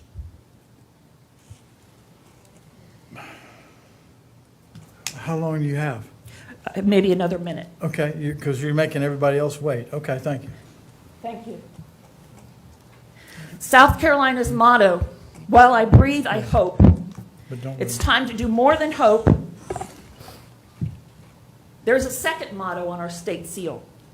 The translation is prepared in mind and resources. Our city's motto, she protects her own. The motto on the seal behind you, pro bono publico, for the public good. Let me ask you this. Do you think an emotionally grounded first responder can be more adept at de-escalation? Do you think one who doesn't feel triggered or anxious can be more effective at their service? One who has better sleep? Maybe they'll be a better driver. Resilience training would not only help the damaging and debilitating effects of trauma, but it would also improve the overall functioning of their public service, affecting the community as a whole. Mandate resilience training. Train them well and train them often. Thank you, ma'am. Alfred Peeler, Janine Cafasso, Richard Habersham.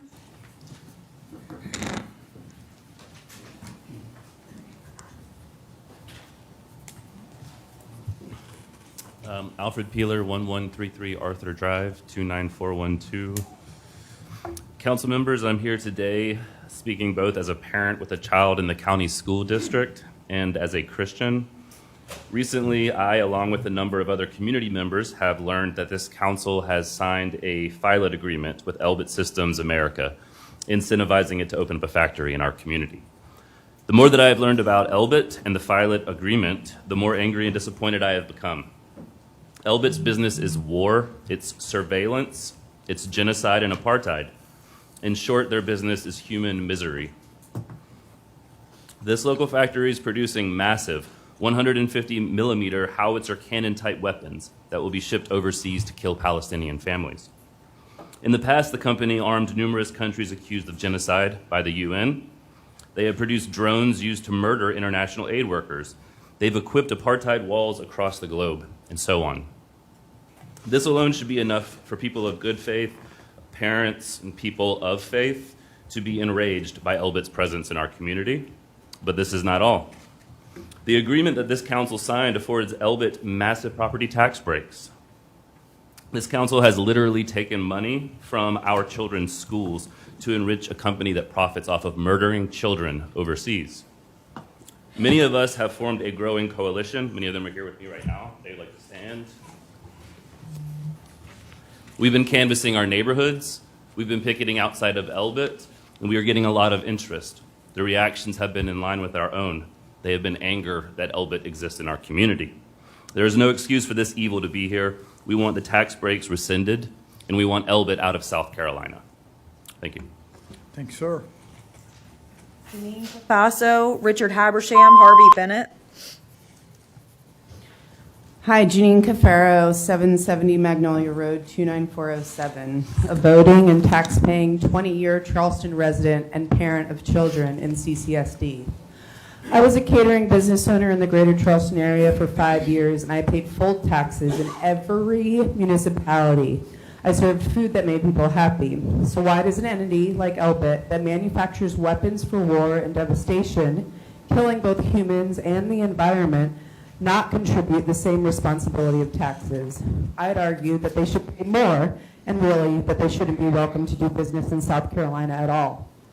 Learning that a major arms dealer is in our neighborhood, getting tax breaks for making highly direct and devastating weapons to support what the highest court on earth has declared genocide is so appalling and shameful. Adding acid into that festering blight on humanity is granting Elbit the fee in lieu of taxation, bypassing normal taxation, taking money desperately needed from our schools for our children, giving to weapons of mass destruction to be used to wipe away Palestinian schools and children, weapons that are killing, maiming, and orphaning children. This is a failure on the most innocent of beings, globally and now even locally. Parents and teachers in our county spend so much money out of their pockets for our children. Money that could come from appropriately and transparently taxing Elbit is instead being siphoned from full tax-paying and struggling families. Many countries have enacted a full arms embargo, but here in Charleston, we've negotiated a good deal for an arms dealer. Arms used for literal war crimes. This is America's genocide, and not only that, South Carolina's, and with Elbit, Charleston's. County Council, you have to carry your own guilt for taking money for the children, from the children's parents and teachers and workers of Charleston, and contributing to the siege and slaughter of the children, parents, teachers, humans of Palestine and Lebanon and Syria. Charleston County is actively participating in this genocide by giving tax breaks for these weapons of devastation. And all in agreement, please stand. Thank you. Richard Habersham, Harvey Bennett, Matt Mosberry. Thank you. I'm Richard Habersham, 2938 Bennett Charles Road. At first, I want to stand in solidarity with the Hamlin community on trying to get on the historical designation. And then I would like to thank council and the public works departments.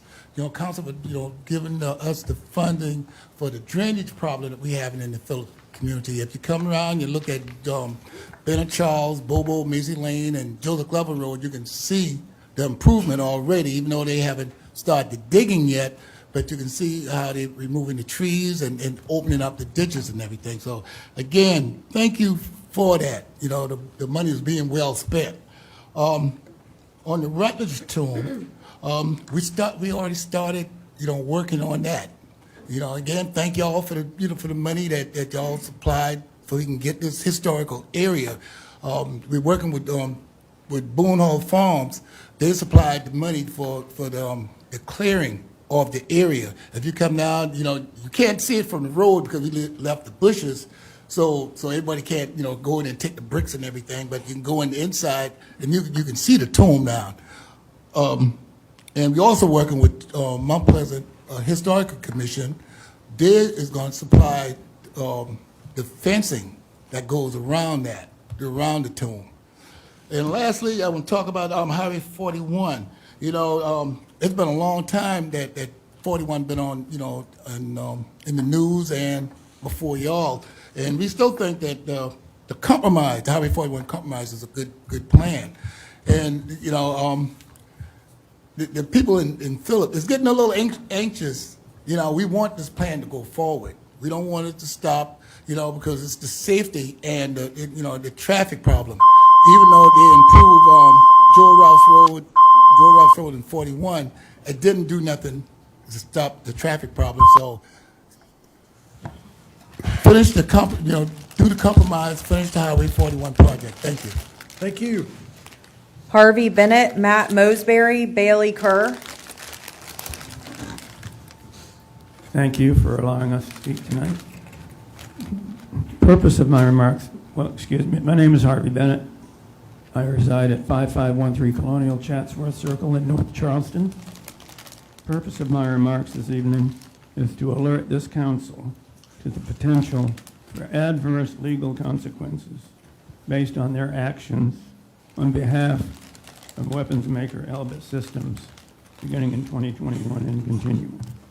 The International Court of Justice, established under the UN Charter, is the world's highest judicial authority, has ruled that Israel's actions in Gaza since October 7th, 2023 pose a plausible risk of genocide and has ordered numerous provisional measures, all of which the State of Israel has openly violated. On July 19th, 2024, the ICJ set forth legal consequences for all UN member states based on their conclusion that the Israeli occupation of Palestine territories is illegal. Specifically, it mandates that all states are under an obligation not to render aid or assistance in maintaining the situation created by Israel's illegal occupation of Palestinian territory. This month, the International Criminal Court issued arrest warrants for Israeli Prime Minister Benjamin Netanyahu and Defense Minister Yoav Gallant for war crimes. Under the Genocide Convention, which the U.S. has signed and ratified, the crime of complicity with genocide by public officials or even private individuals shall be punished by appropriate tribunals. While the final ICJ determination of genocide will likely take years, as it normally does, as the human toll of the slaughter in Gaza escalates daily, human rights monitors are reaching the conclusion that Israel is, in fact, committing genocide or war crimes that constitute acts of genocide, including ethnic cleansing, starvation as a method of war, and the blocking of humanitarian aid. These agencies include the United Nations Special Rapporteur on Human Rights in the Occupied Territories, Amnesty International, Israeli Human Rights Organization B'Tselem, and Israeli Holocaust scholar. Sir, Dr. I've given you extra time. Would you finish? I've got about 10 seconds. This has been reported by Dr. Mordecai's findings have been reported this week in Haaretz newspaper. I will be forwarding relevant documents and information on this issue to each council member. Thank you. Thanks, sir. Matt Mosberry, Bailey Kerr, Philip Lowry. Forgive my terrible handwriting. It's actually Matthew Mossberg. Live at 58 America Street, Charleston, 29403. And I don't think I can add a whole lot more detail than has been added, but I too would like to speak out against the facility that is being funded by our tax dollars and supported in our community. I don't know if many of you have heard of Elbit Systems, but most people I ask have not, and it's surprising because they are a direct subsidy of an Israeli-owned manufacturer of weapons that we now have in our community, and now my work and my life goes to the very equipment that is taking the lives of people who I'd rather have a chance to live, and I didn't get a say in the matter beforehand, so I'd like to speak now and continue to make further comments as the process goes to remove them from our community. Thank you. Thank you. Bailey Kerr, Philip Lowry, Matt Colburn. Good evening. I'm Bailey Kerr, 114 Mimi's Way, Mount Pleasant, South Carolina. As a Charleston native, I'm no stranger to seeing weapons of war being built in my town. I believe that the military-industrial complex has a firm hold on South Carolina and its leadership. It fills me with shame and the urge to speak up for those that cannot have a voice in this chamber. While there are many atrocities being committed around the world, the current suffering in Palestine, Lebanon, and Syria affects South Carolinians the most. How can seemingly endless war in the Mideast affect us here in Charleston, you might say? Let's talk about the war profiteers at Elbit Systems of America, a subsidiary of the Israeli Elbit Systems. Currently in Ladson, an Elbit manufacturing plant has been erected to produce the Roem 155mm self-propelled howitzer cannons. Why would an Israeli manufacturer set up shop in Charleston? Simply, y'all leave us to the conclusion that you want them here. You want them making weapons in Charleston. You make us believe this by giving them tax exemptions. For this multi-billion-dollar company, giving them millions of dollars of tax exemptions. This company is currently building weapons for an ongoing genocide and it was at your discretion to do business with them. Again, as a child of South Carolina, this brings me shame.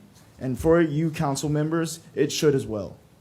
Instead of free school lunch, we create weapons. Instead of safe pedestrian infrastructure, cars, roads as well, we build tanks. And when we have all seen the news in Gaza for over a year now, we send the Rome 155 howitzer cannon. Thank you. Free Palestine. Philip Lowry, Matt Colburn, Nevaeh Lewis.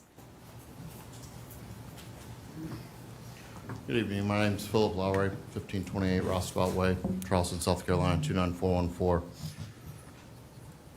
Since we've been in this room, 25 Palestinians have been murdered today, just since 6:47 p.m. when it was reported. Elbit Systems is a direct contributor to that statistic. Members on this council here have decided that they are okay with genocide as long as it does not happen here. I'm not sure how you sleep at night. I don't sleep great. Perhaps you don't either. Perhaps you shouldn't. Those are decisions that you made on our behalf without giving us any say in the matter. I will say that the lack of transparency when searching through for Elbit, you guys gave them a certain set of stipulations that within 5 years they would have 302 full-time employees. How many employees work at Elbit Systems? Do you know?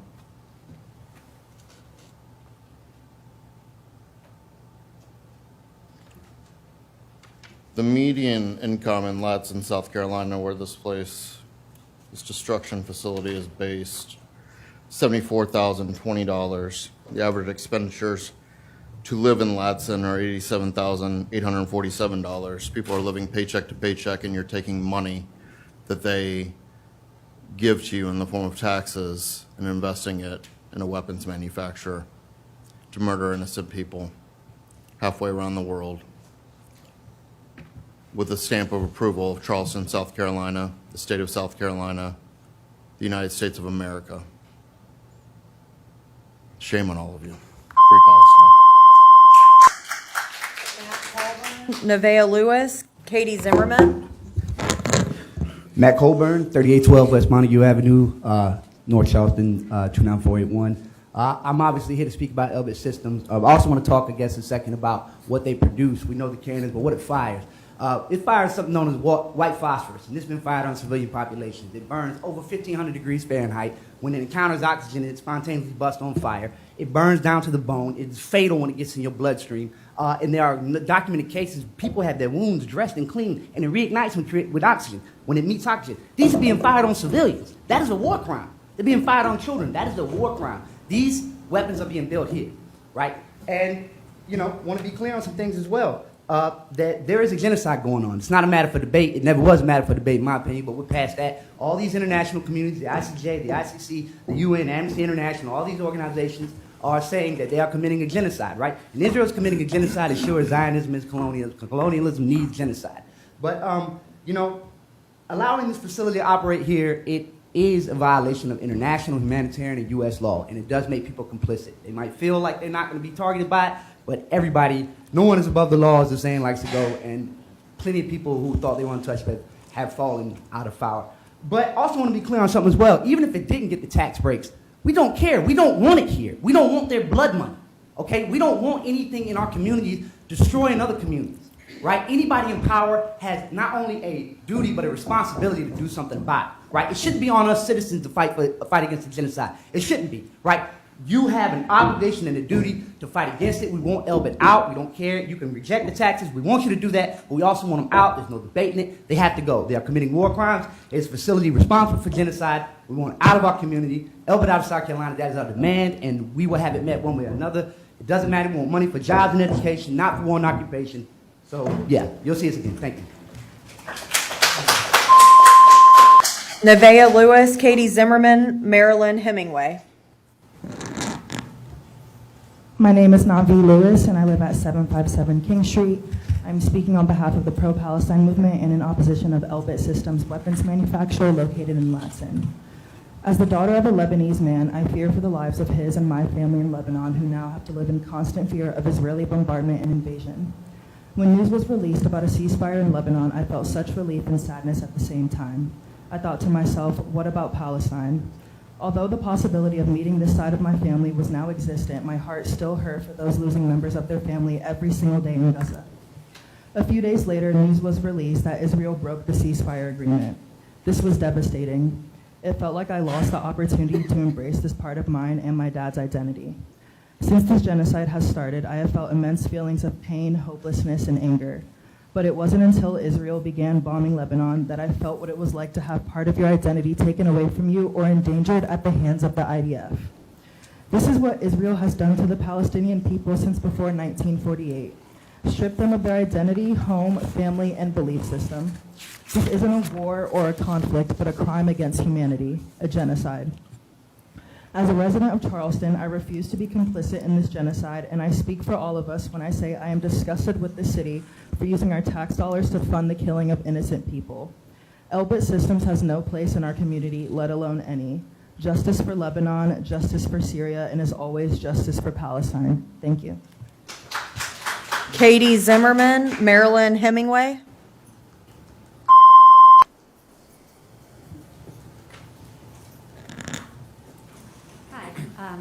Katie Zimmerman, Executive Director of Charleston Moves, and I'm here to thank you for your supportive vote last week to submit a grant application for Better Northbridge, and I hope that you'll do the same tonight to reaffirm that. That would be wonderful. Just to sort of remind y'all, you know this, but the county's been working on this since 2008. And it's really important to keep the momentum going for this project so that we can finally solve the issue of safe connectivity across the Ashley, between West Ashley and North Charleston. The most recent application, while we didn't get it because it is a competitive program, but USDOT staff they gave glowing remarks. The application was really good. It got high marks. So it's a relatively easy lift to work from that draft and resubmit. So I hope that y'all will vote again to do this. And as a reminder, at least for capital project applications, because this would predominantly serve areas of persistent poverty, there's no match required to submit the application. So it's kind of a win-win to just move forward and do it and see how we can work with that, get it in, and then also work with other partners to try to get all of the different aspects of the project continuing to move along. And finally, just as a quick reminder, it's not just a bike ped bridge. It would connect to LCRT, it would connect to the Superstop, it would connect to the only grocery store, which is in West Ashley, that folks are biking to now over the bridge. It would connect to North Charleston green space on the one side and county green space on the other side, on either side of the river. So it's a really solid project. I hope you'll vote to do the application. Thank you. Marilyn Hemingway. Good evening. My name is Marilyn Hemingway, and on behalf of the Gullah Geechee Cultural Heritage Corridor National Heritage Area, we want to express our support for the historical designation for the Hamlin Beach community, and we also want to express our support for a moratorium on development in the community. When we lose these communities, when these communities are under pressure, it impacts the broader community. We lose character, we lose cultural key points, and this must stop. This must be slowed down and must stop. So I want to reiterate once again that we do support the Hamlin Beach community as they seek historical designation, and we encourage the county to place a moratorium on development in the community. Thank you and have a good evening.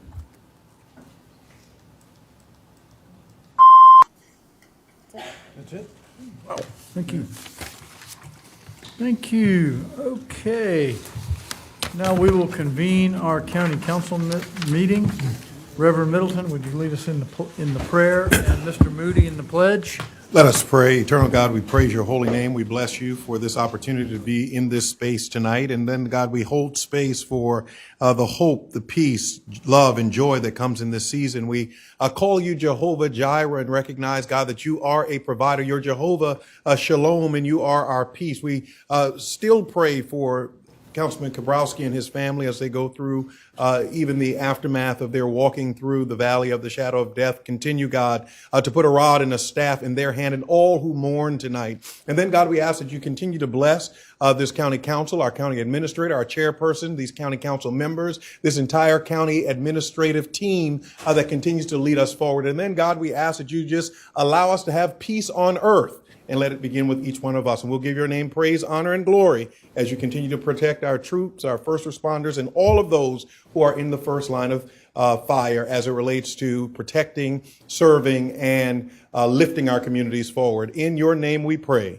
Amen. Amen. I pledge allegiance to the flag of the United States of America and to the republic for which it stands, one nation, under God, indivisible, with liberty and justice for all. Freedom of Information Act, please. In compliance with the Freedom of Information Act, notice of meetings was posted and agendas were distributed to news medias and person requesting notification. Thank you. Minutes of November 21. Move to approve. Second. Moved and seconded to approve the minutes of November 21. All in favor say aye. Aye. Opposed? The ayes have it. Thank you very much. Third reading ordinances, financial incentives for Low Tide Brewing LLC and Beer Baron LLC. Chairman, this is a brief discussion. Very brief. Okay. Staff, this is, although it says financial incentives, I understand that, and again, I have been at all the meetings lately, which I thank you for your indulgence. This is for a grant, not for tax incentives, even though, am I correct in that? Grant for 3A? And I might not have been here for the previous. I think that was a grant for that.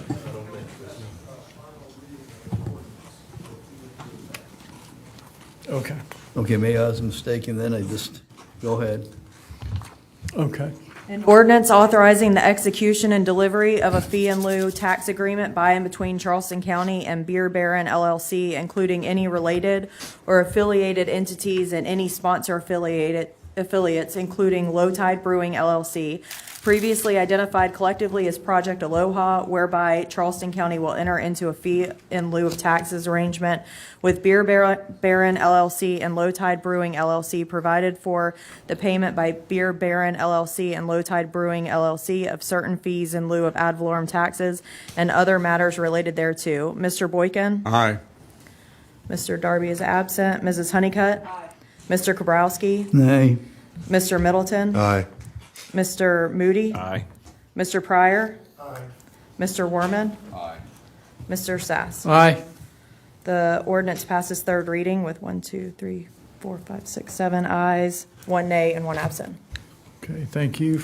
3B, financial incentives for Ingevity Corporation and Ingevity, South Carolina LLC. An ordinance authorizing the execution and delivery of a fee in lieu of tax agreement by and among Charleston County, Ingevity Corporation, and Ingevity, South Carolina LLC, previously identified collectively as Project Tree, whereby Charleston County will enter into a fee in lieu of tax arrangement with the companies provided for payment by the companies of certain fees in lieu of ad valorem taxes, provided for the special source revenue credits, providing for the allocation of fees in lieu of taxes payable under the agreement for the establishment of a multi-county industrial business park, and other matters related thereto. Mr. Boykin? Aye. Mr. Darby is absent. Mrs. Honeycutt? Aye. Mr. Kabrowski? Nay. Mr. Middleton? Aye. Mr. Moody? Aye. Mr. Pryor? Mr. Worman? Aye. Mr. Sass? Aye. The ordinance passes third reading with 7 ayes, 1 nay, and 1 absent. Thank you. Second reading ordinances, Four Seasons Landscaping.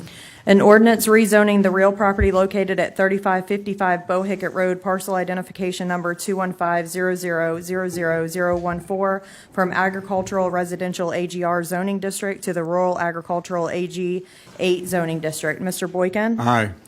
Mr. Darby is absent. Mrs. Honeycutt? Aye. Mr. Kabrowski? Aye. Mr. Middleton? Aye. Mr. Moody? Aye. Mr. Pryor? Aye. Mr. Worman? Aye. Mr. Sass? Aye. The ordinance passes second reading with 8 ayes and 1 absent.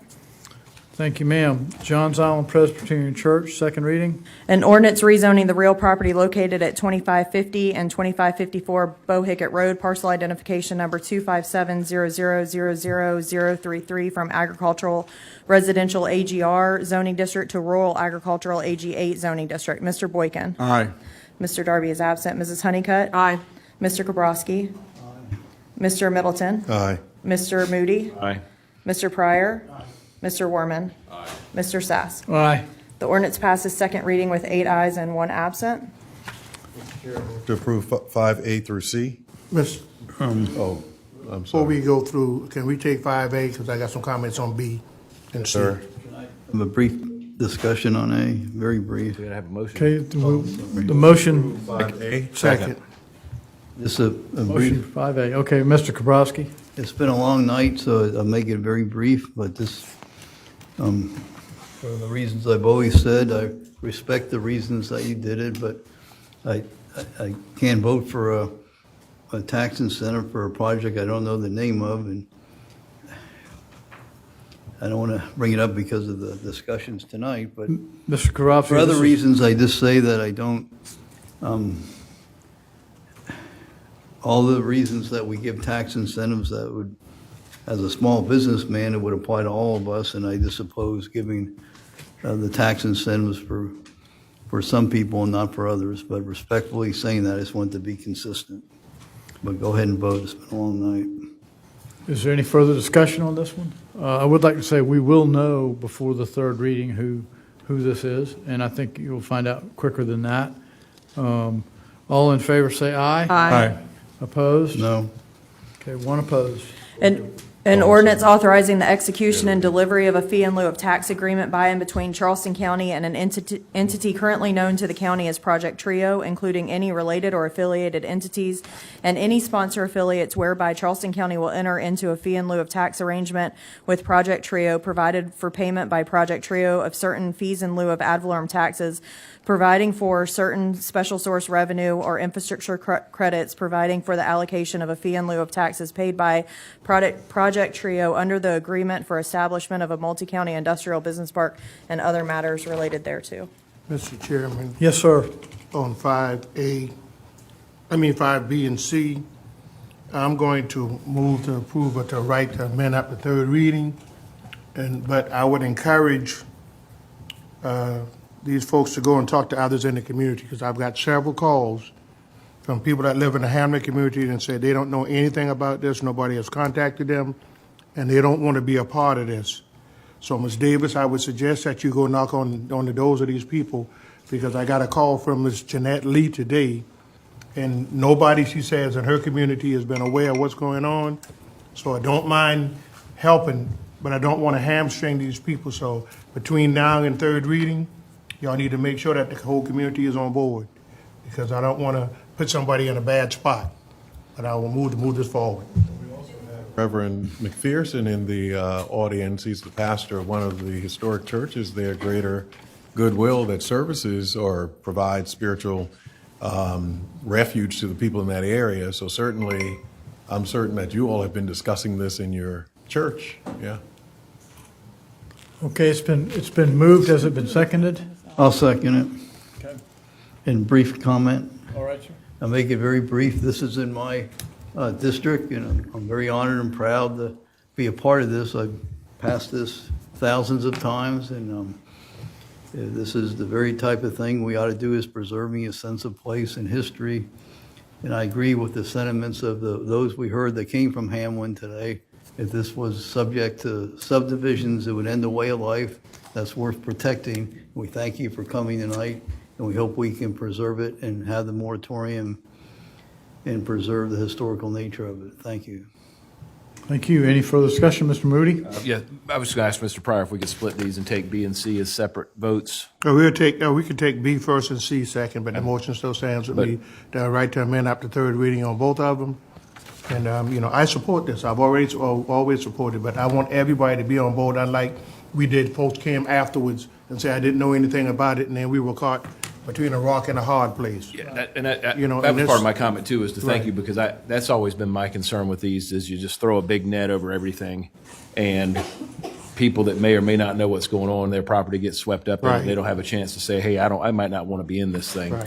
That's always been my concern. I mean, if the overwhelming folks want to do this, then so be it. But there's handfuls of people within that community that may not want to do that, shouldn't be forced to do that. And Mr. Administrator, I would ask the staff, maybe send out a letter to everybody in that community before third reading, to get a reply back to see who wants it and who doesn't.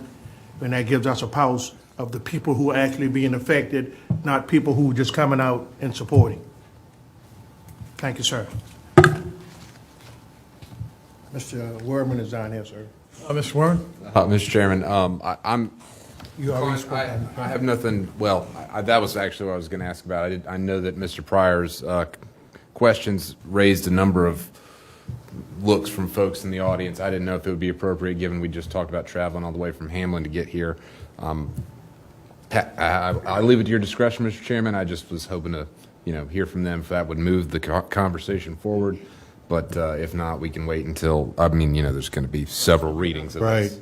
Well, So- what are we voting on now then, just to make sure? I know I seconded, but what's the actual motion then? Motion is to move this forward with the Right. right to amend up to the third reading.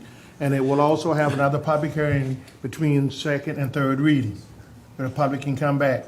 Because we can't, before you do these ordinance, you have to have a public hearing between second and third reading.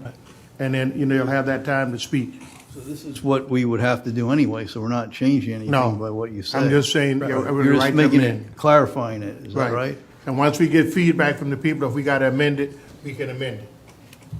Because my position is I want to support it as it is, but you're not changing anything that we would have to do. No, anyway. I'm not changing anything at this point, no, sir. But it could be changed if it needs Could be to changed depending on the community. Always the case. Right, was always, that's correct, sir. Okay, any further discussions? All right, 5B, Hamlin Beach Community, first reading. We need to take a vote, sir. Or, excuse me, request to consider first, then we have the reading. Go.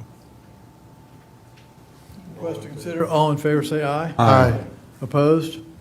The ayes have it, thank you very much. An ordinance designated the Hamlin Beach community and identifying 11 contributing resources therein located in the East Cooper area of unincorporated Charleston County as a historic district on the Charleston County Historic Designation List.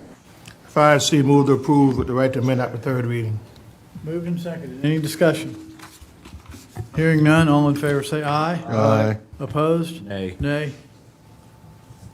An ordinance amending ordinance number 2305 adopted July 23rd, 2024 to include the Hamlin Beach Community Historic District as a historic district subject to the temporary major subdivision moratorium imposed by Charleston County Council. Mr. Chair, move to approve 6A through G. Second. Okay, 6A through G, moved and seconded. Is there any question about any one of these? Hearing none, all in favor say aye. Aye. Opposed? The ayes have it. Move Thank to you. approve 7A through I. 7A through I. All in favor say aye. Aye. Opposed? The ayes have it. Thank you. Chair, move to approve 8A. Moved and seconded to approve 8A. Is there any discussion? There is, briefly. Briefly, I would. Discussion? Yes, sir. Make it very brief. I would oppose this. I recognize the reasons, but I think a library should be a library, and this, to me, is mission creep, and we're making it more than a library. I think I grew up in the public library in my hometown, and it was a place where people of all walks of life felt equally welcome. It wasn't a political thing. It wasn't a social agenda, and people, immigrants from all over the world, were able to come there and learn English and speak, and it was a refuge of intellectualism. I just like to read the brief thing on the public library that I saw every day I went there that says, a kindly heart, a quiet voice, polite words and manners, a hand open to help, attention to little things for the comfort of others, freedom from anger, boasting and patronizing, towards the strong, courage, towards the weak, chivalry, towards all men, fairness. That was by the mayor of the town. And I think the library should remain a library, a place of intellectual pursuits where people come to read and contemplate. And this is turning our public libraries one step further to dispensers of social welfare. I don't think that's the mission of a library, and where does that end? And I think a library should remain a library, and this takes it one step further from that, and that's why I oppose it. Thank you. It's been moved and seconded. Is there any other questions on this one? We are dealing with 8A, okay? All in favor say aye. Aye. Opposed? No. Chair, move to approve 8B. Second. Moved and seconded to approve 8B. Any discussion? Yes, sir. Yes, sir. Thank you, Mr. Chairman. Was there some discussion last week about, we were talking about 5 years or 10 years and different kind of grants. Can somebody give me some more? If we had a couple days to dig into that a little bit and find out what these different grants we're applying for, or what? Mr. Tootin, Mr. Thigpen? Councilman Moody, we did dig into it some more, and specifically, we looked at the two types of grants that are available through the RAISE program. One is a planning grant, and one is a capital grant. A capital grant, if awarded, would require the county to commit to funding the project. And as we discussed last week, there is not funding set aside for this project. The second grant available through the RAISE program is a planning grant. And as long as we don't acquire right-of-way, the planning grant can use to further design, and it does not commit us to a match or commit us to fund the project. It's for planning functions. So which are we applying for? My recommendation would be to apply for a planning grant. Would that need to be specified in the motion? Probably we can direct staff to do that, but a question before we do. So the first grant you're talking about, you know, if we apply for it and accept it, you know, we have to have money, but it's a time limit before you have to spend the money, correct? Yes, sir. It is not as, I think it was turned out to be 7 years. Right, so 7 years, okay? Yes. All right, so it doesn't matter to me which one it is, because in 7 years, if this council decide, or future council, they want to fund it, they can fund it. So whichever's going to get us to the bridge quicker, that's what I'm looking to do. Sir, if we do the capital grant, the county is going to commit to funding it. It's not an option of council. Well, I think we already did that when we took a vote back in what, 21 or 22, whatever we did. This council committed to being a part of that. So if we rescinded that, I'd like to know. Otherwise, we've already committed to funding that project. The problem is we got to find out where the money is going to come from. I believe the green sheets from the previous approval of council was just to apply for a grant. No. I think we went back and we voted on we sent a letter as well too. And funding was identified at that time, but y'all say it wasn't, because back in 2021, I wonder why we applied for a grant if we didn't have any money. But we didn't get that grant. I understand that, sir, we didn't get the grant, but I'm saying there was money at that time.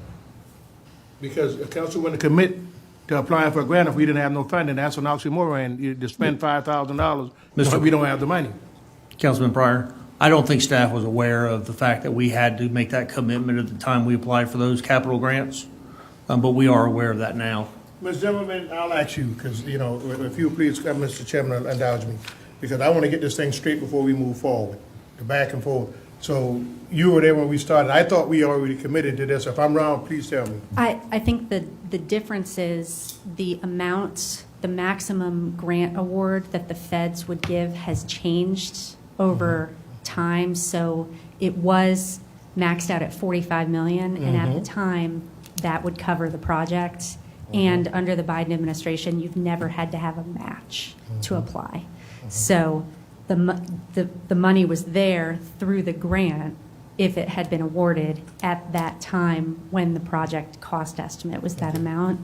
Because the project cost estimate has increased and the feds have lowered the threshold of the grant, that's where the discrepancy comes in. So about 40, what, how much, about 22, 23 million? I think the maximum of the grant now is $25 million for a capital grant. And I do not recall what the maximum is for a planning grant. But I will say, I think given where we are, I do think that the county probably does have the money for the project. However, that's a whole, I think, bigger political discussion. So I do think a planning grant today makes a lot of sense in order to keep the momentum moving. And a planning grant is great. It does keep the project moving forward. It will help with the pre-engineering. And then I'll amend the motion to say planning grant. Okay. So the person who seconded it will accept that? It was Middleton and Werman who Okay. made the motion and second. I think it was me. Okay. It was. That's why I was asking who was. Just the, I guess. You'll accept that, Reverend Middleton, you'll accept that? Okay, Motion, I seconded Oh, it. thank you so much. I'm so confused. okay. All right, who else wants to speak? Mr. Moody? Well, yeah, I wasn't done yet. I mean, see, I wasn't done yet. That was my point about the capital grant was that the voters said no. So this is an interesting turn of events and an interesting precedent we may be setting here. So I'll just leave it at that. Thank you, sir. I'm done now. Anyone else? Just one more question. Yes, sir. This grant out of the county, can we partner up with the city of North Charleston and city of Charleston to make this happen?